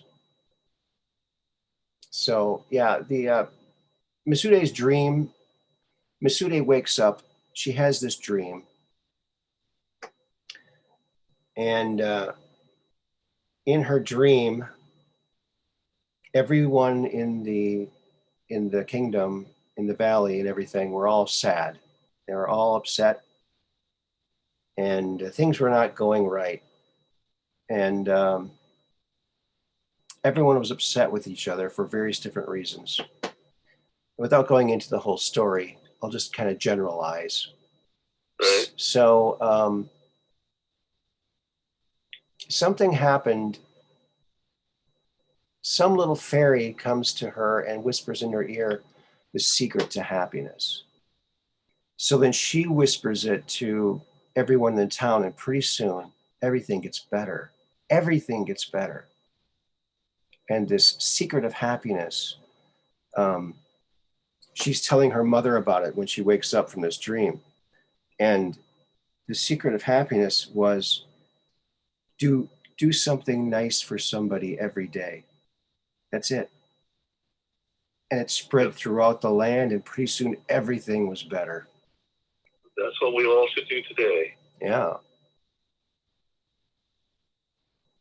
We all do that today. It'll make a huge difference for us all. Mm-hmm. Just something little. Just something little. Thank you, Dark Brain. What a great story, he said.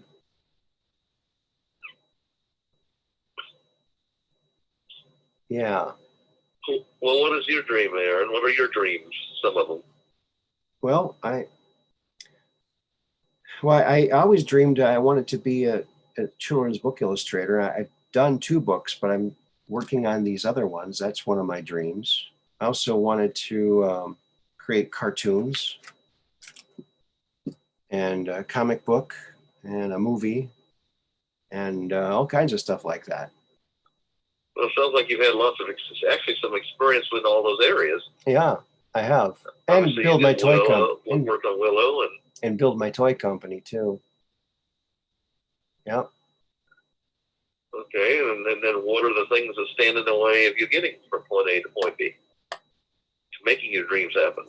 Yeah, I'm working on those right now. And one of my, I had a list of goals a couple of years ago. A friend of mine and I sat down and each of us wrote the goals that we wanted to meet.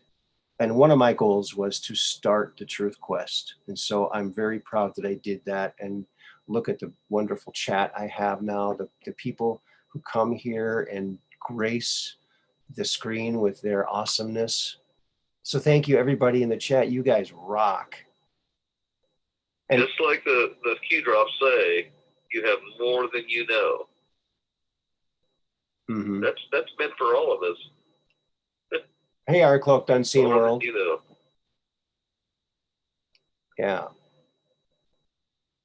Do you see Kelly trying to call? No, I don't. I don't see her trying to call. I'm looking at the participants box right now. No. Unless she just dropped out recently. So try calling again.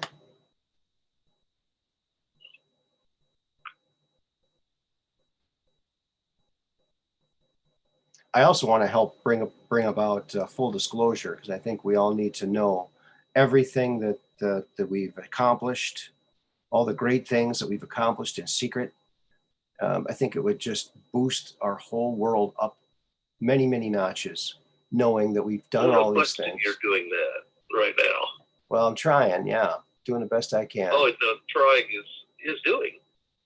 Yeah. Trying is doing. You've taken action. Yep. You are manifesting it. Yep. You're affecting the consciousness of all of us, and vice versa. You're changing the timeline. Mm-hmm. I think she's going to try again. You're doing that. It's that will come true. I think she's going to try again. And you are very much part of it. Thank you. Thank you. You're welcome. We're all part of it. We're all in this together. Where we go one, we go all. Oh, and Abby says those lovely lessons and ideas those publishers won't publish. Good point. Yeah, they all want They all want, you know, LGBTQRSTUVWXYZ person in the book. And it's like, you know, no, no. We're just going to have normal kid books that teach kids good things and not to question what you are. That's a cruel thing to make a kid think. And I know for a fact because it happened to me and it wasn't fun. So it's a cruel thing to do to kids. It's evil. 17th What letter. are all the ways that people can contribute to you? You got PayPal. Does anybody put that address in the chat? I think someone did. Yeah, it's in there. You have It's PO also boxes and things like that? also my address and my email, my PayPal, and the merch store are all in the show notes of every video. Below every video, you'll find all that information. Hopefully, you will find it there. I'm pretty sure it's there. I hope it's there. Is there a PO box or something like that? Yeah. PO Box 711. PO Box 711, Sturgeon Bay, Wisconsin, 54235. That's the address for my PO box. It was weird because I could pick between 411 and 711. I took 711. So what the heck? 711. Cool. Yeah. They let me choose. So they had like 7 or 8 different numbers there. I'm going to share something. I had a number of people in my life have been suggesting clothes. Now, I don't know what that means. It's coming up. If I turn on the television for a moment, I'll hear something about clothes. Well, maybe, Max, you should just wear clothes. Maybe in that. I don't know. I'm trying to figure this out. Clothes or cloves? There's a secret. Clothes or cloves. CLOVES. Oh, clothes. And I'm trying to figure out the synchronicity of this. Why is this coming up everywhere? Is it something I'm supposed to be taking for some medical condition that I don't know I have? I don't know. Or is there somebody in this audience or somebody in my sphere of influence that is seeing this too? You know, I don't know. I don't know the answer. I'm throwing it out. All right. Because I don't have the answer. Kelly, I'm asking you to unmute. So Kelly is joining us here. Kelly Q. Oh, are you there? No. Can you hear me? I can hear you now. Yeah. Welcome to the program. Hi. Okay, turn off the stream in the background. You're not very loud on my computer, but you can hear me. I can hear you. Yeah, I can hear you. Okay.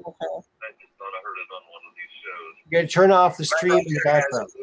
Player in his car when he took my mother and I in a ride in his car. You're gonna have to turn that. I think I gotta turn you off on my phone. That's what I'm having problems with. Right. The tape he had in was a great 8-track tape, one I bought many of. Okay. Because they kept breaking. Boston's first album. Yeah. All right. Wait. Just yeah. That's actually my island album. If I'm on an island. I just muted you until you can get that stream taken care of. I heard him talking about Boston. You talked about that a long time ago. I know. She must be watching it not live. Okay, are you there? Okay, unmute again. You can unmute now. Ask to unmute.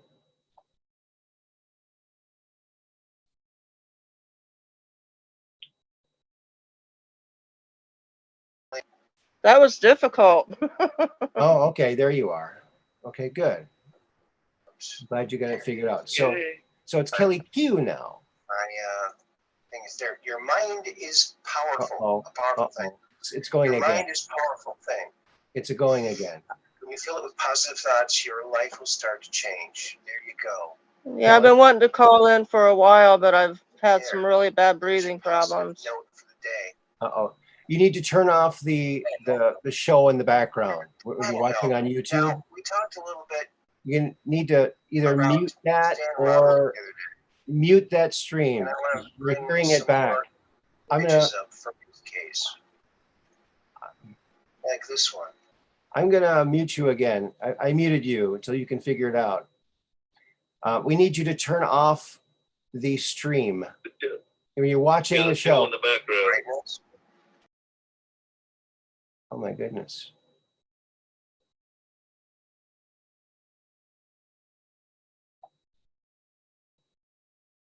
Let me see. Did she figure it out yet? Let's try again. Ask her to unmute again. This. Seems like my computer keeps muting me. No, I was muting you because we're hearing the stream come through. So you need to turn that off somehow. Like someone in a mask. How will I hear you? I have you off on everything I have on. You'll hear me on the Zoom. Maybe someone was So pranking mute the YouTube stream. Oh, him, okay. or it was real. He said it had like wrinkly skin, like it was really old, like really wrinkly skin, like it was very old.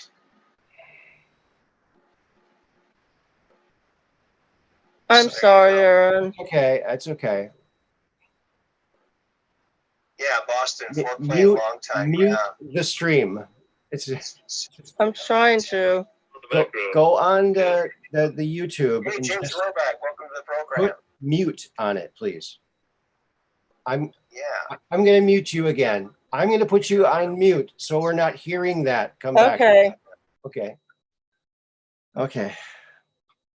So when you get it figured out, when you can stop that stream of me talking where it's not coming through Zoom. I had to delete the YouTube part. Is it better now? Yes, I can hear you. Good, good, good. Thank you. Yes. Wow, I'm sorry. I'm real stupid when it comes to these things. Well, me too.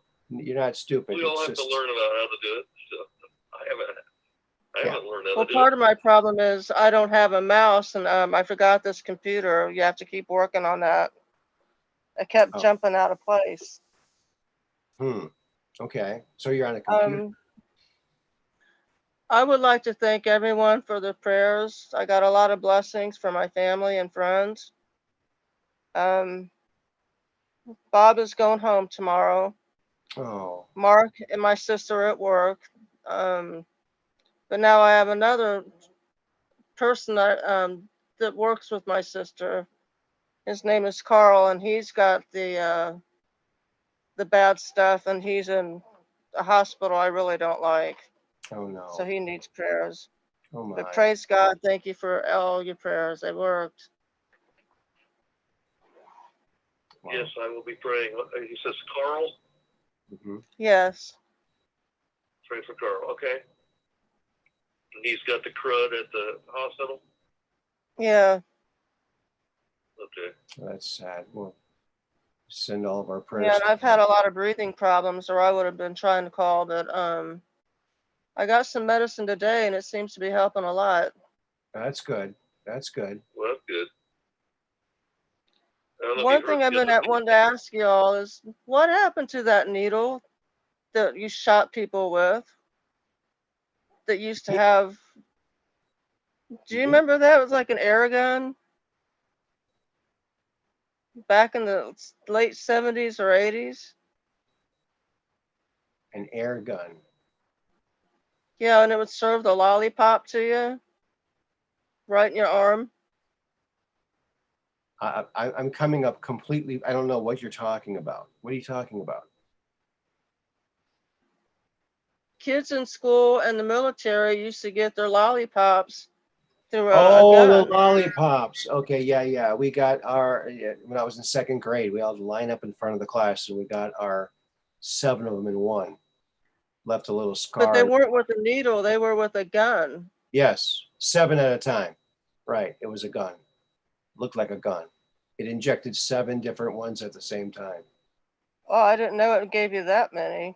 Yeah, I counted the holes in my scar. There's 7 of them. Oh, so you got that. Oh yeah. Dang. Second grade. I still have that scar too. Yeah, I do too, and I don't even smoke cigars. That's where my cancer started. Really? Yeah, I got a lump there, and it got bigger, and it got so big that it started bruising. It got about the size of a dime. And I went to the doctor, and the doctor, it was my old family doctor from when I was a kid. I went there, and he said, "Oh, it's just a fatty tumor. Don't worry about it." It's like, should we take a biopsy and find out? It's just, oh no, it's nothing to worry about. Well, he was wrong. Uh-huh. And it started getting bigger, and I was just exploring theories at the time about how to get rid of it, Mm-hmm. and I just happened to have a lung infection at the time, so I took some doxycycline, and lo and behold, the thing shrinks in my arm. Okay. And then of course the bruising then went away. I thought, that's interesting. Well, I started looking into that, right? Dig into what's about these things that might give me something that would respond to doxycycline. And it turns out in the old days, everything was contaminated with something called mycoplasma. and this mycoplasma is known to be responsible for some types of the word that rhymes with dancer. Okay. And so I started looking at it. I started looking into that. Right, I'm a scientist. I was looking into this. There's actually some significant evidence out there that this common antibiotic, one that's been around for more than 40 or 50 years, actually does something profoundly against a dancer. Okay. And or the thing that rhymes with dancer, of course.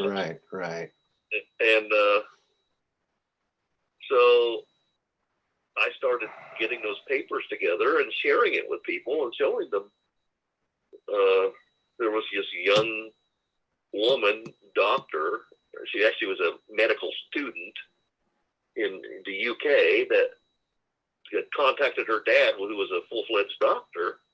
Says, "Hey, Dad, I've been studying medicine, and I just recently discovered that this antibiotic has some effect on the mitochondria, and the mitochondria in this particular case have a profound effect on the dancer."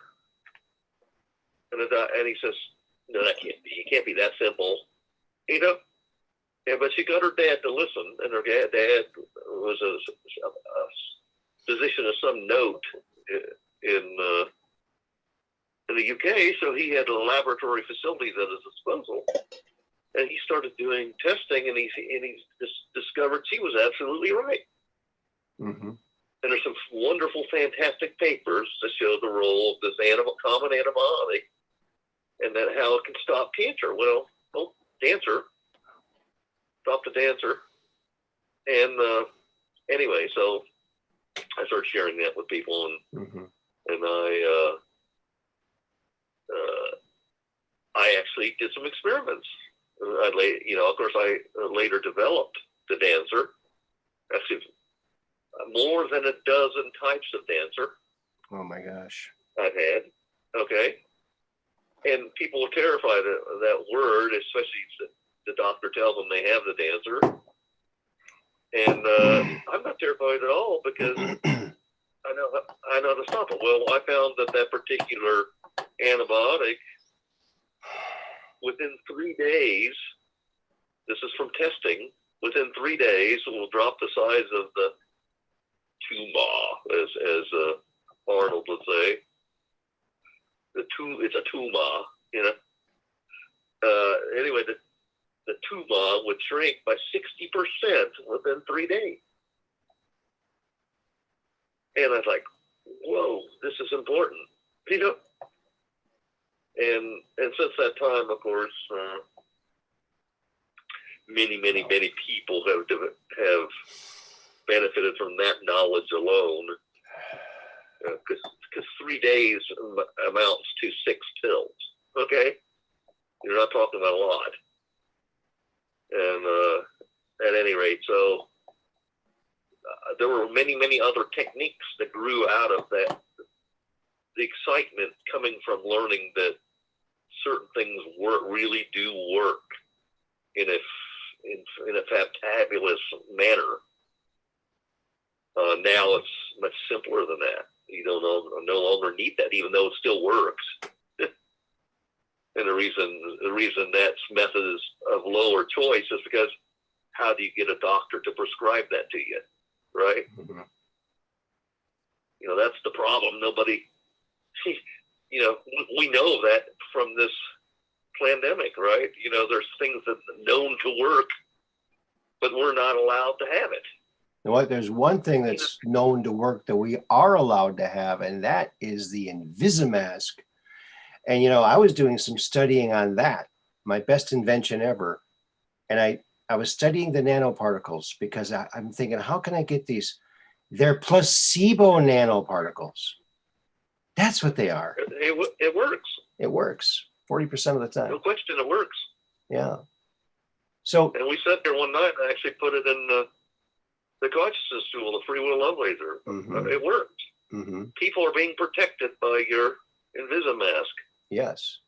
So Kelly, what else do you have to say for our fine people in our chat and everybody else here? Well, Abby's been waiting for me to tell her a story since October.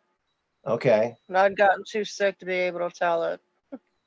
Okay. And I hope I remember it correctly. All right. It's a bit of a scary. I just want to share one more thing with Kelly first. You were having some problems with breathing. Now, I don't know if you saw an episode just recently where I told you there's a product called Breathe that you can find it on. You can find it on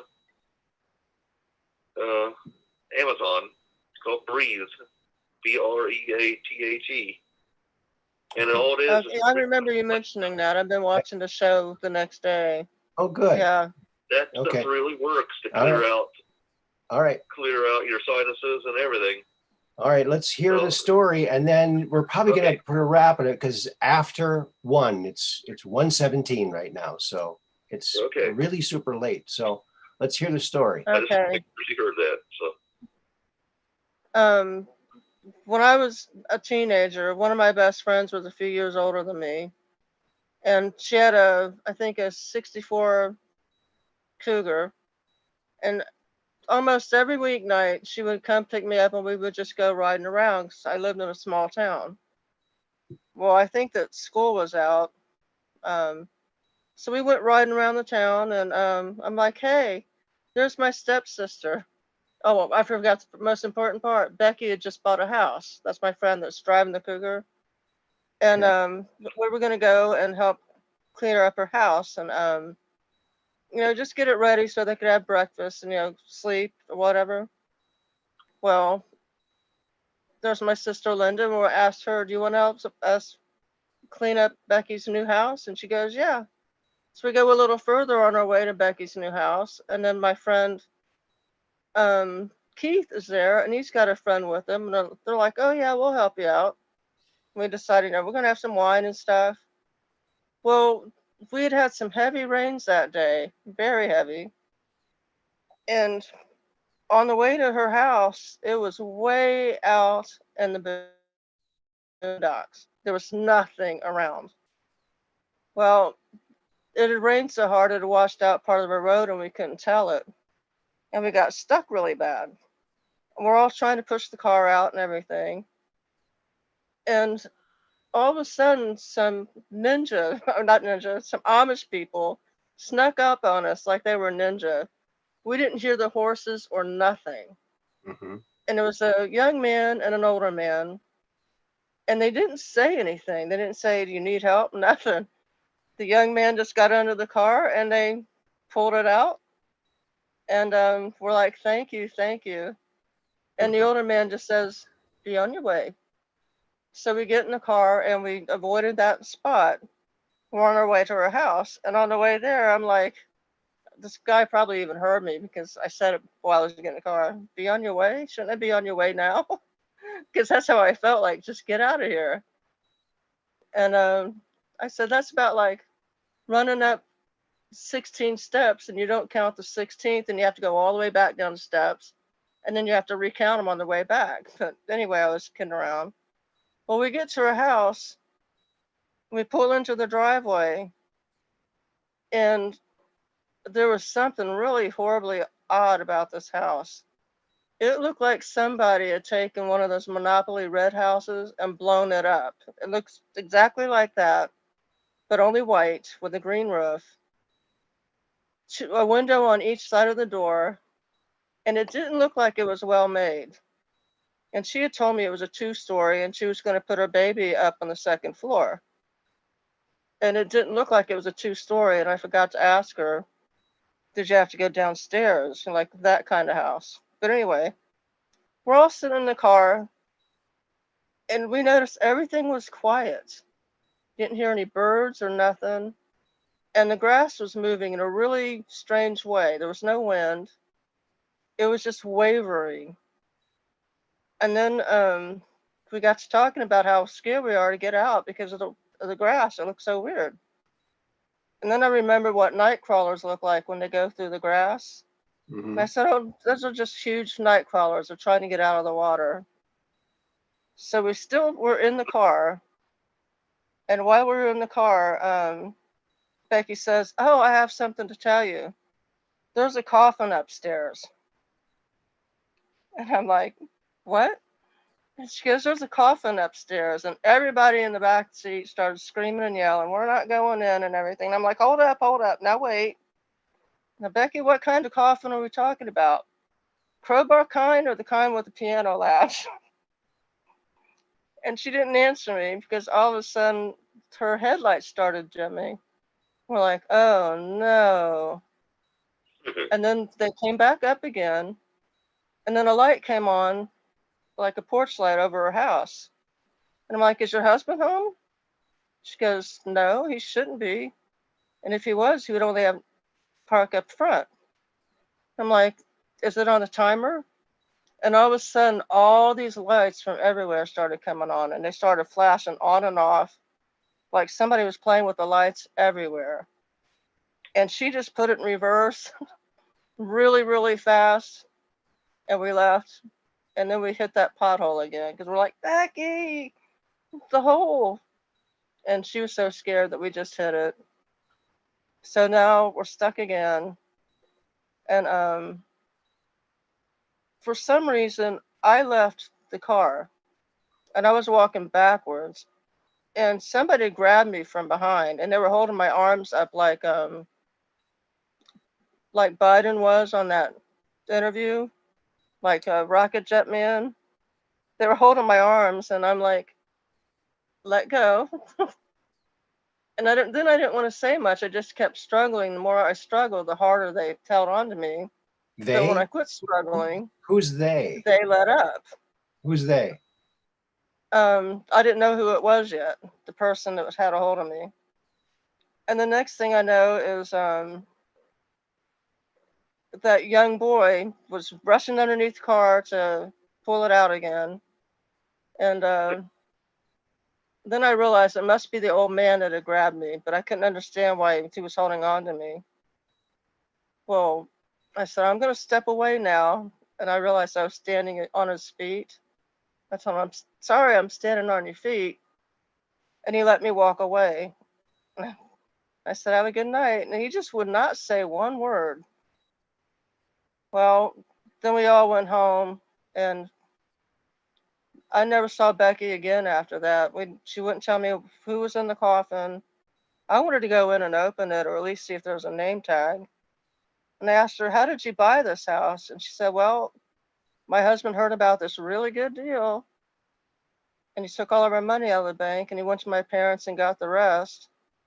And he gave it to this guy. And I'm like, did you get any paperwork? I asked her a lot of questions that should have been asked. But ever since then, I've always wondered who was in that coffin. I think that she got sacked with a house that was haunted and that the person probably couldn't afford to bury somebody, maybe. The story went longer than that, but I don't want to keep everybody up. Wow, that's interesting. Now, when the lights were Wow. flashing, now where were those lights coming? Were they inside the house lights flashing, or something It outside? started off with the front porch light coming on, and they Okay. were those real old lights that look like upside down flying saucers. Actually, do you know what kind I'm talking about? Um, vaguely. Look Maybe. like an upside down plate for a light. You Okay. see them around old barns and stuff. Well, they were all around the house, and they started. First, that light came on in the front of the house, and then the inside lights came on, and then some more outside lights in the field started coming on, and all of a sudden they just started going berserks. Just So, absolutely crazy. so there wasn't any other source of light, like a UFO or anything like that. It was all from the. No, Okay. but it could have been. It could have been one of those UFOs, like you said, that didn't have lights underneath them. Could be. I thought I saw a UFO that didn't have lights under it once down here in Florida, Yeah. Hmm. because There's I a lot didn't of see lighting. the stars once.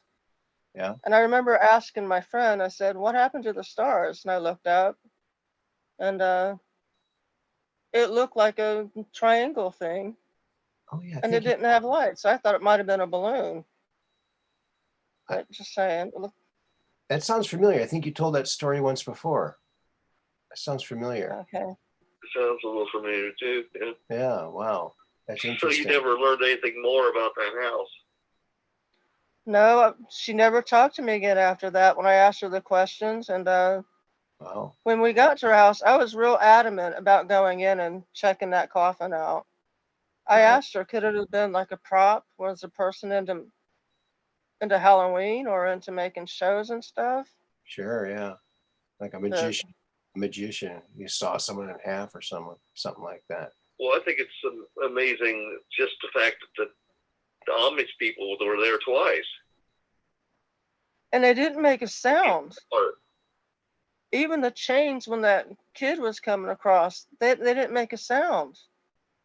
Angels. well, they had to be close, or were they just waiting near this pothole Angels. for people? And it was to, pitch black. They're probably It was angels. pitch black. You didn't see him or nothing until I guess we saw some light when they opened the door. I think they were carrying, one of them had a lantern or something, Mm-hmm. and all of a sudden you saw that. But I think that their horses must have been trained to go up and down the roads, but they were quiet. You didn't hear no hoofs, nothing. Wouldn't that have been freaky if they would have said, "Well, we were flashing the lights. Why didn't you come in?" Oh, really? I have a feeling that those two knew about that house too, because this house is right in the middle of Amish land, Mm. right in the middle of it. Wow.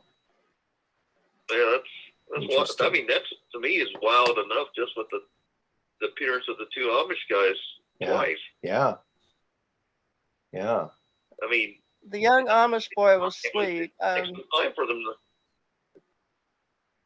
I think the The young Amish Amish boy was, aren't the Amish joining the truckers too? I saw something about that. The Amish. yeah, they are. That's so cool. They are joining them. Just such a small fringe group. Who would have ever thought such a small fringe group could include 99% of the people in Canada? Wow. But I love the way they handled the thing you need lollipops for. They didn't take lollipops either. They No. just had a different kind of candy they gave everybody. And then they got over it. Right. Right. Nothing experimental. Stuff that actually works. Tried and true. Okay. Well, thank you. Thank you, Kelly Q. That was a very interesting story. Couple stories, actually. That was I'm great. sorry, Abby, that I rushed it, but because I really wanted to go check that coffin out. I bet. I wasn't afraid, Okay. but everybody but in the back seat, they were screaming and yelling. No. Wow. Well, I That's a think great story. I mean, there's several great elements of that makes you wonder what was really going on. Well, You know, one of the boys. was our house close by? Was our house I'm sorry, close by what? a hot hole? I mean, where did those guys come from? Or They did were. they just out there We the whole time? had just made a left off of one road, and that's when we hit the pothole. All the light you had was by the light of the headlights, because it was a really cloudy night that night. It covered everything. And then all of a sudden, the Amish people were there. You didn't hear their horses or nothing, and we were close to that road that we just left. Yeah, and it probably wasn't very long, was it, until they appeared? I think that they were out patrolling. yeah, out patrolling. Yeah, Well- maybe they'd seen other people have the same problem. It's possible they were just, you know. Well, what freaked me out is they didn't make a sound. They never made a sound. But there was nothing threatening about them. They were doing everything they could do to help you. Yeah, they did. They were wonderful. The young boy, I offered him some money I had on me. I had like $3 and some change, and I had just bought a pack of gum. They were out of the yellow Wrigley, so I got the green. Mm-hmm. And I offered the money and everything to him, and he said, "No, I don't need that." And offered him the gum, and I meant for him to take the whole pack, but instead he just gently held it in my hand and unwrapped it and just took one piece and smiled, and quite a smile at me, and then he left. But those are the only words he said. That's nice. Such nice Wow, people. Nice people. They got a lot of things right. I mean, they're doing a lot of things. No TV and no lollipops, all that kind of stuff, and they're healthy as horses. Makes me wonder how old their medicine is, how much they know more about medicines than we do. Yeah. Because I've heard that they're destroying books and everything that can help you to help yourself. Yeah, they did that when they first did Maxwell is wonderful with what he knows. Yeah, he's a good source of information for sure. And I mean, everybody's got a piece of the puzzle. Mm-hmm. Everybody. Yeah. You know, we're all part of one big consciousness. Mm-hmm. And we all have a piece of the puzzle. That's why it's important for us all to share everything, whatever the stories, whatever. I mean, this is how we win. Yeah, thank you for calling in, Kelly, and thank you so much for the super chat as well. That really helps. And thank you, Mud Rabbit, so very much for the T-shirt that she purchased, the Invisimask T-shirt. So you can point to the T-shirt and say, "Look, here's my proof. I got the Invisimask." Abby, I'm sorry I had to rush it, but I'm glad I can breathe well enough to be able to tell it. Yeah. Well, some other time, if there's things that you left out you want to include, then next time. Call in next time. Tell us some more. Yeah, whenever you want. There's nothing wrong with that. I'm sorry I started so late today. On Fridays, I usually try to wait till Red Pill is over, but he had a couple more callers, and I thought, it was after 11 already. I thought I better get going and just get it started here. So thank you all for coming. Good night and God bless. Bye. Good night. Thank you again. Thank you so very much. Kelly Q. And I hope you have a good dream. Thank you very much. And we'll pray for Carl. Good night. Thank you. Good night. Yes, we will. Thank you. All right. All right. That was nice to hear from Kelly Q again. And thank you very much, Max. And thank you to everyone in the chat, all of our wonderful mods, Mud Rabbit, Dark Brain, and Catherine Weiss. Thank you all so very, very much. And How do you know you're at the Truth Quest? Because we're just on Range of Strange, where the outrageous is contagious and the paranormal is the new normal. So keep that telephone or that camera or your phone trained to the sky so you can take that picture of the UFO and come on to the show and talk about it. Until then, Mondays, Wednesdays, and Friday nights, join us again, friends. We'll do this all over again and have a great, fantastic weekend. Until then, peace in. Do something. And hallelujah for the truckers. Freedom.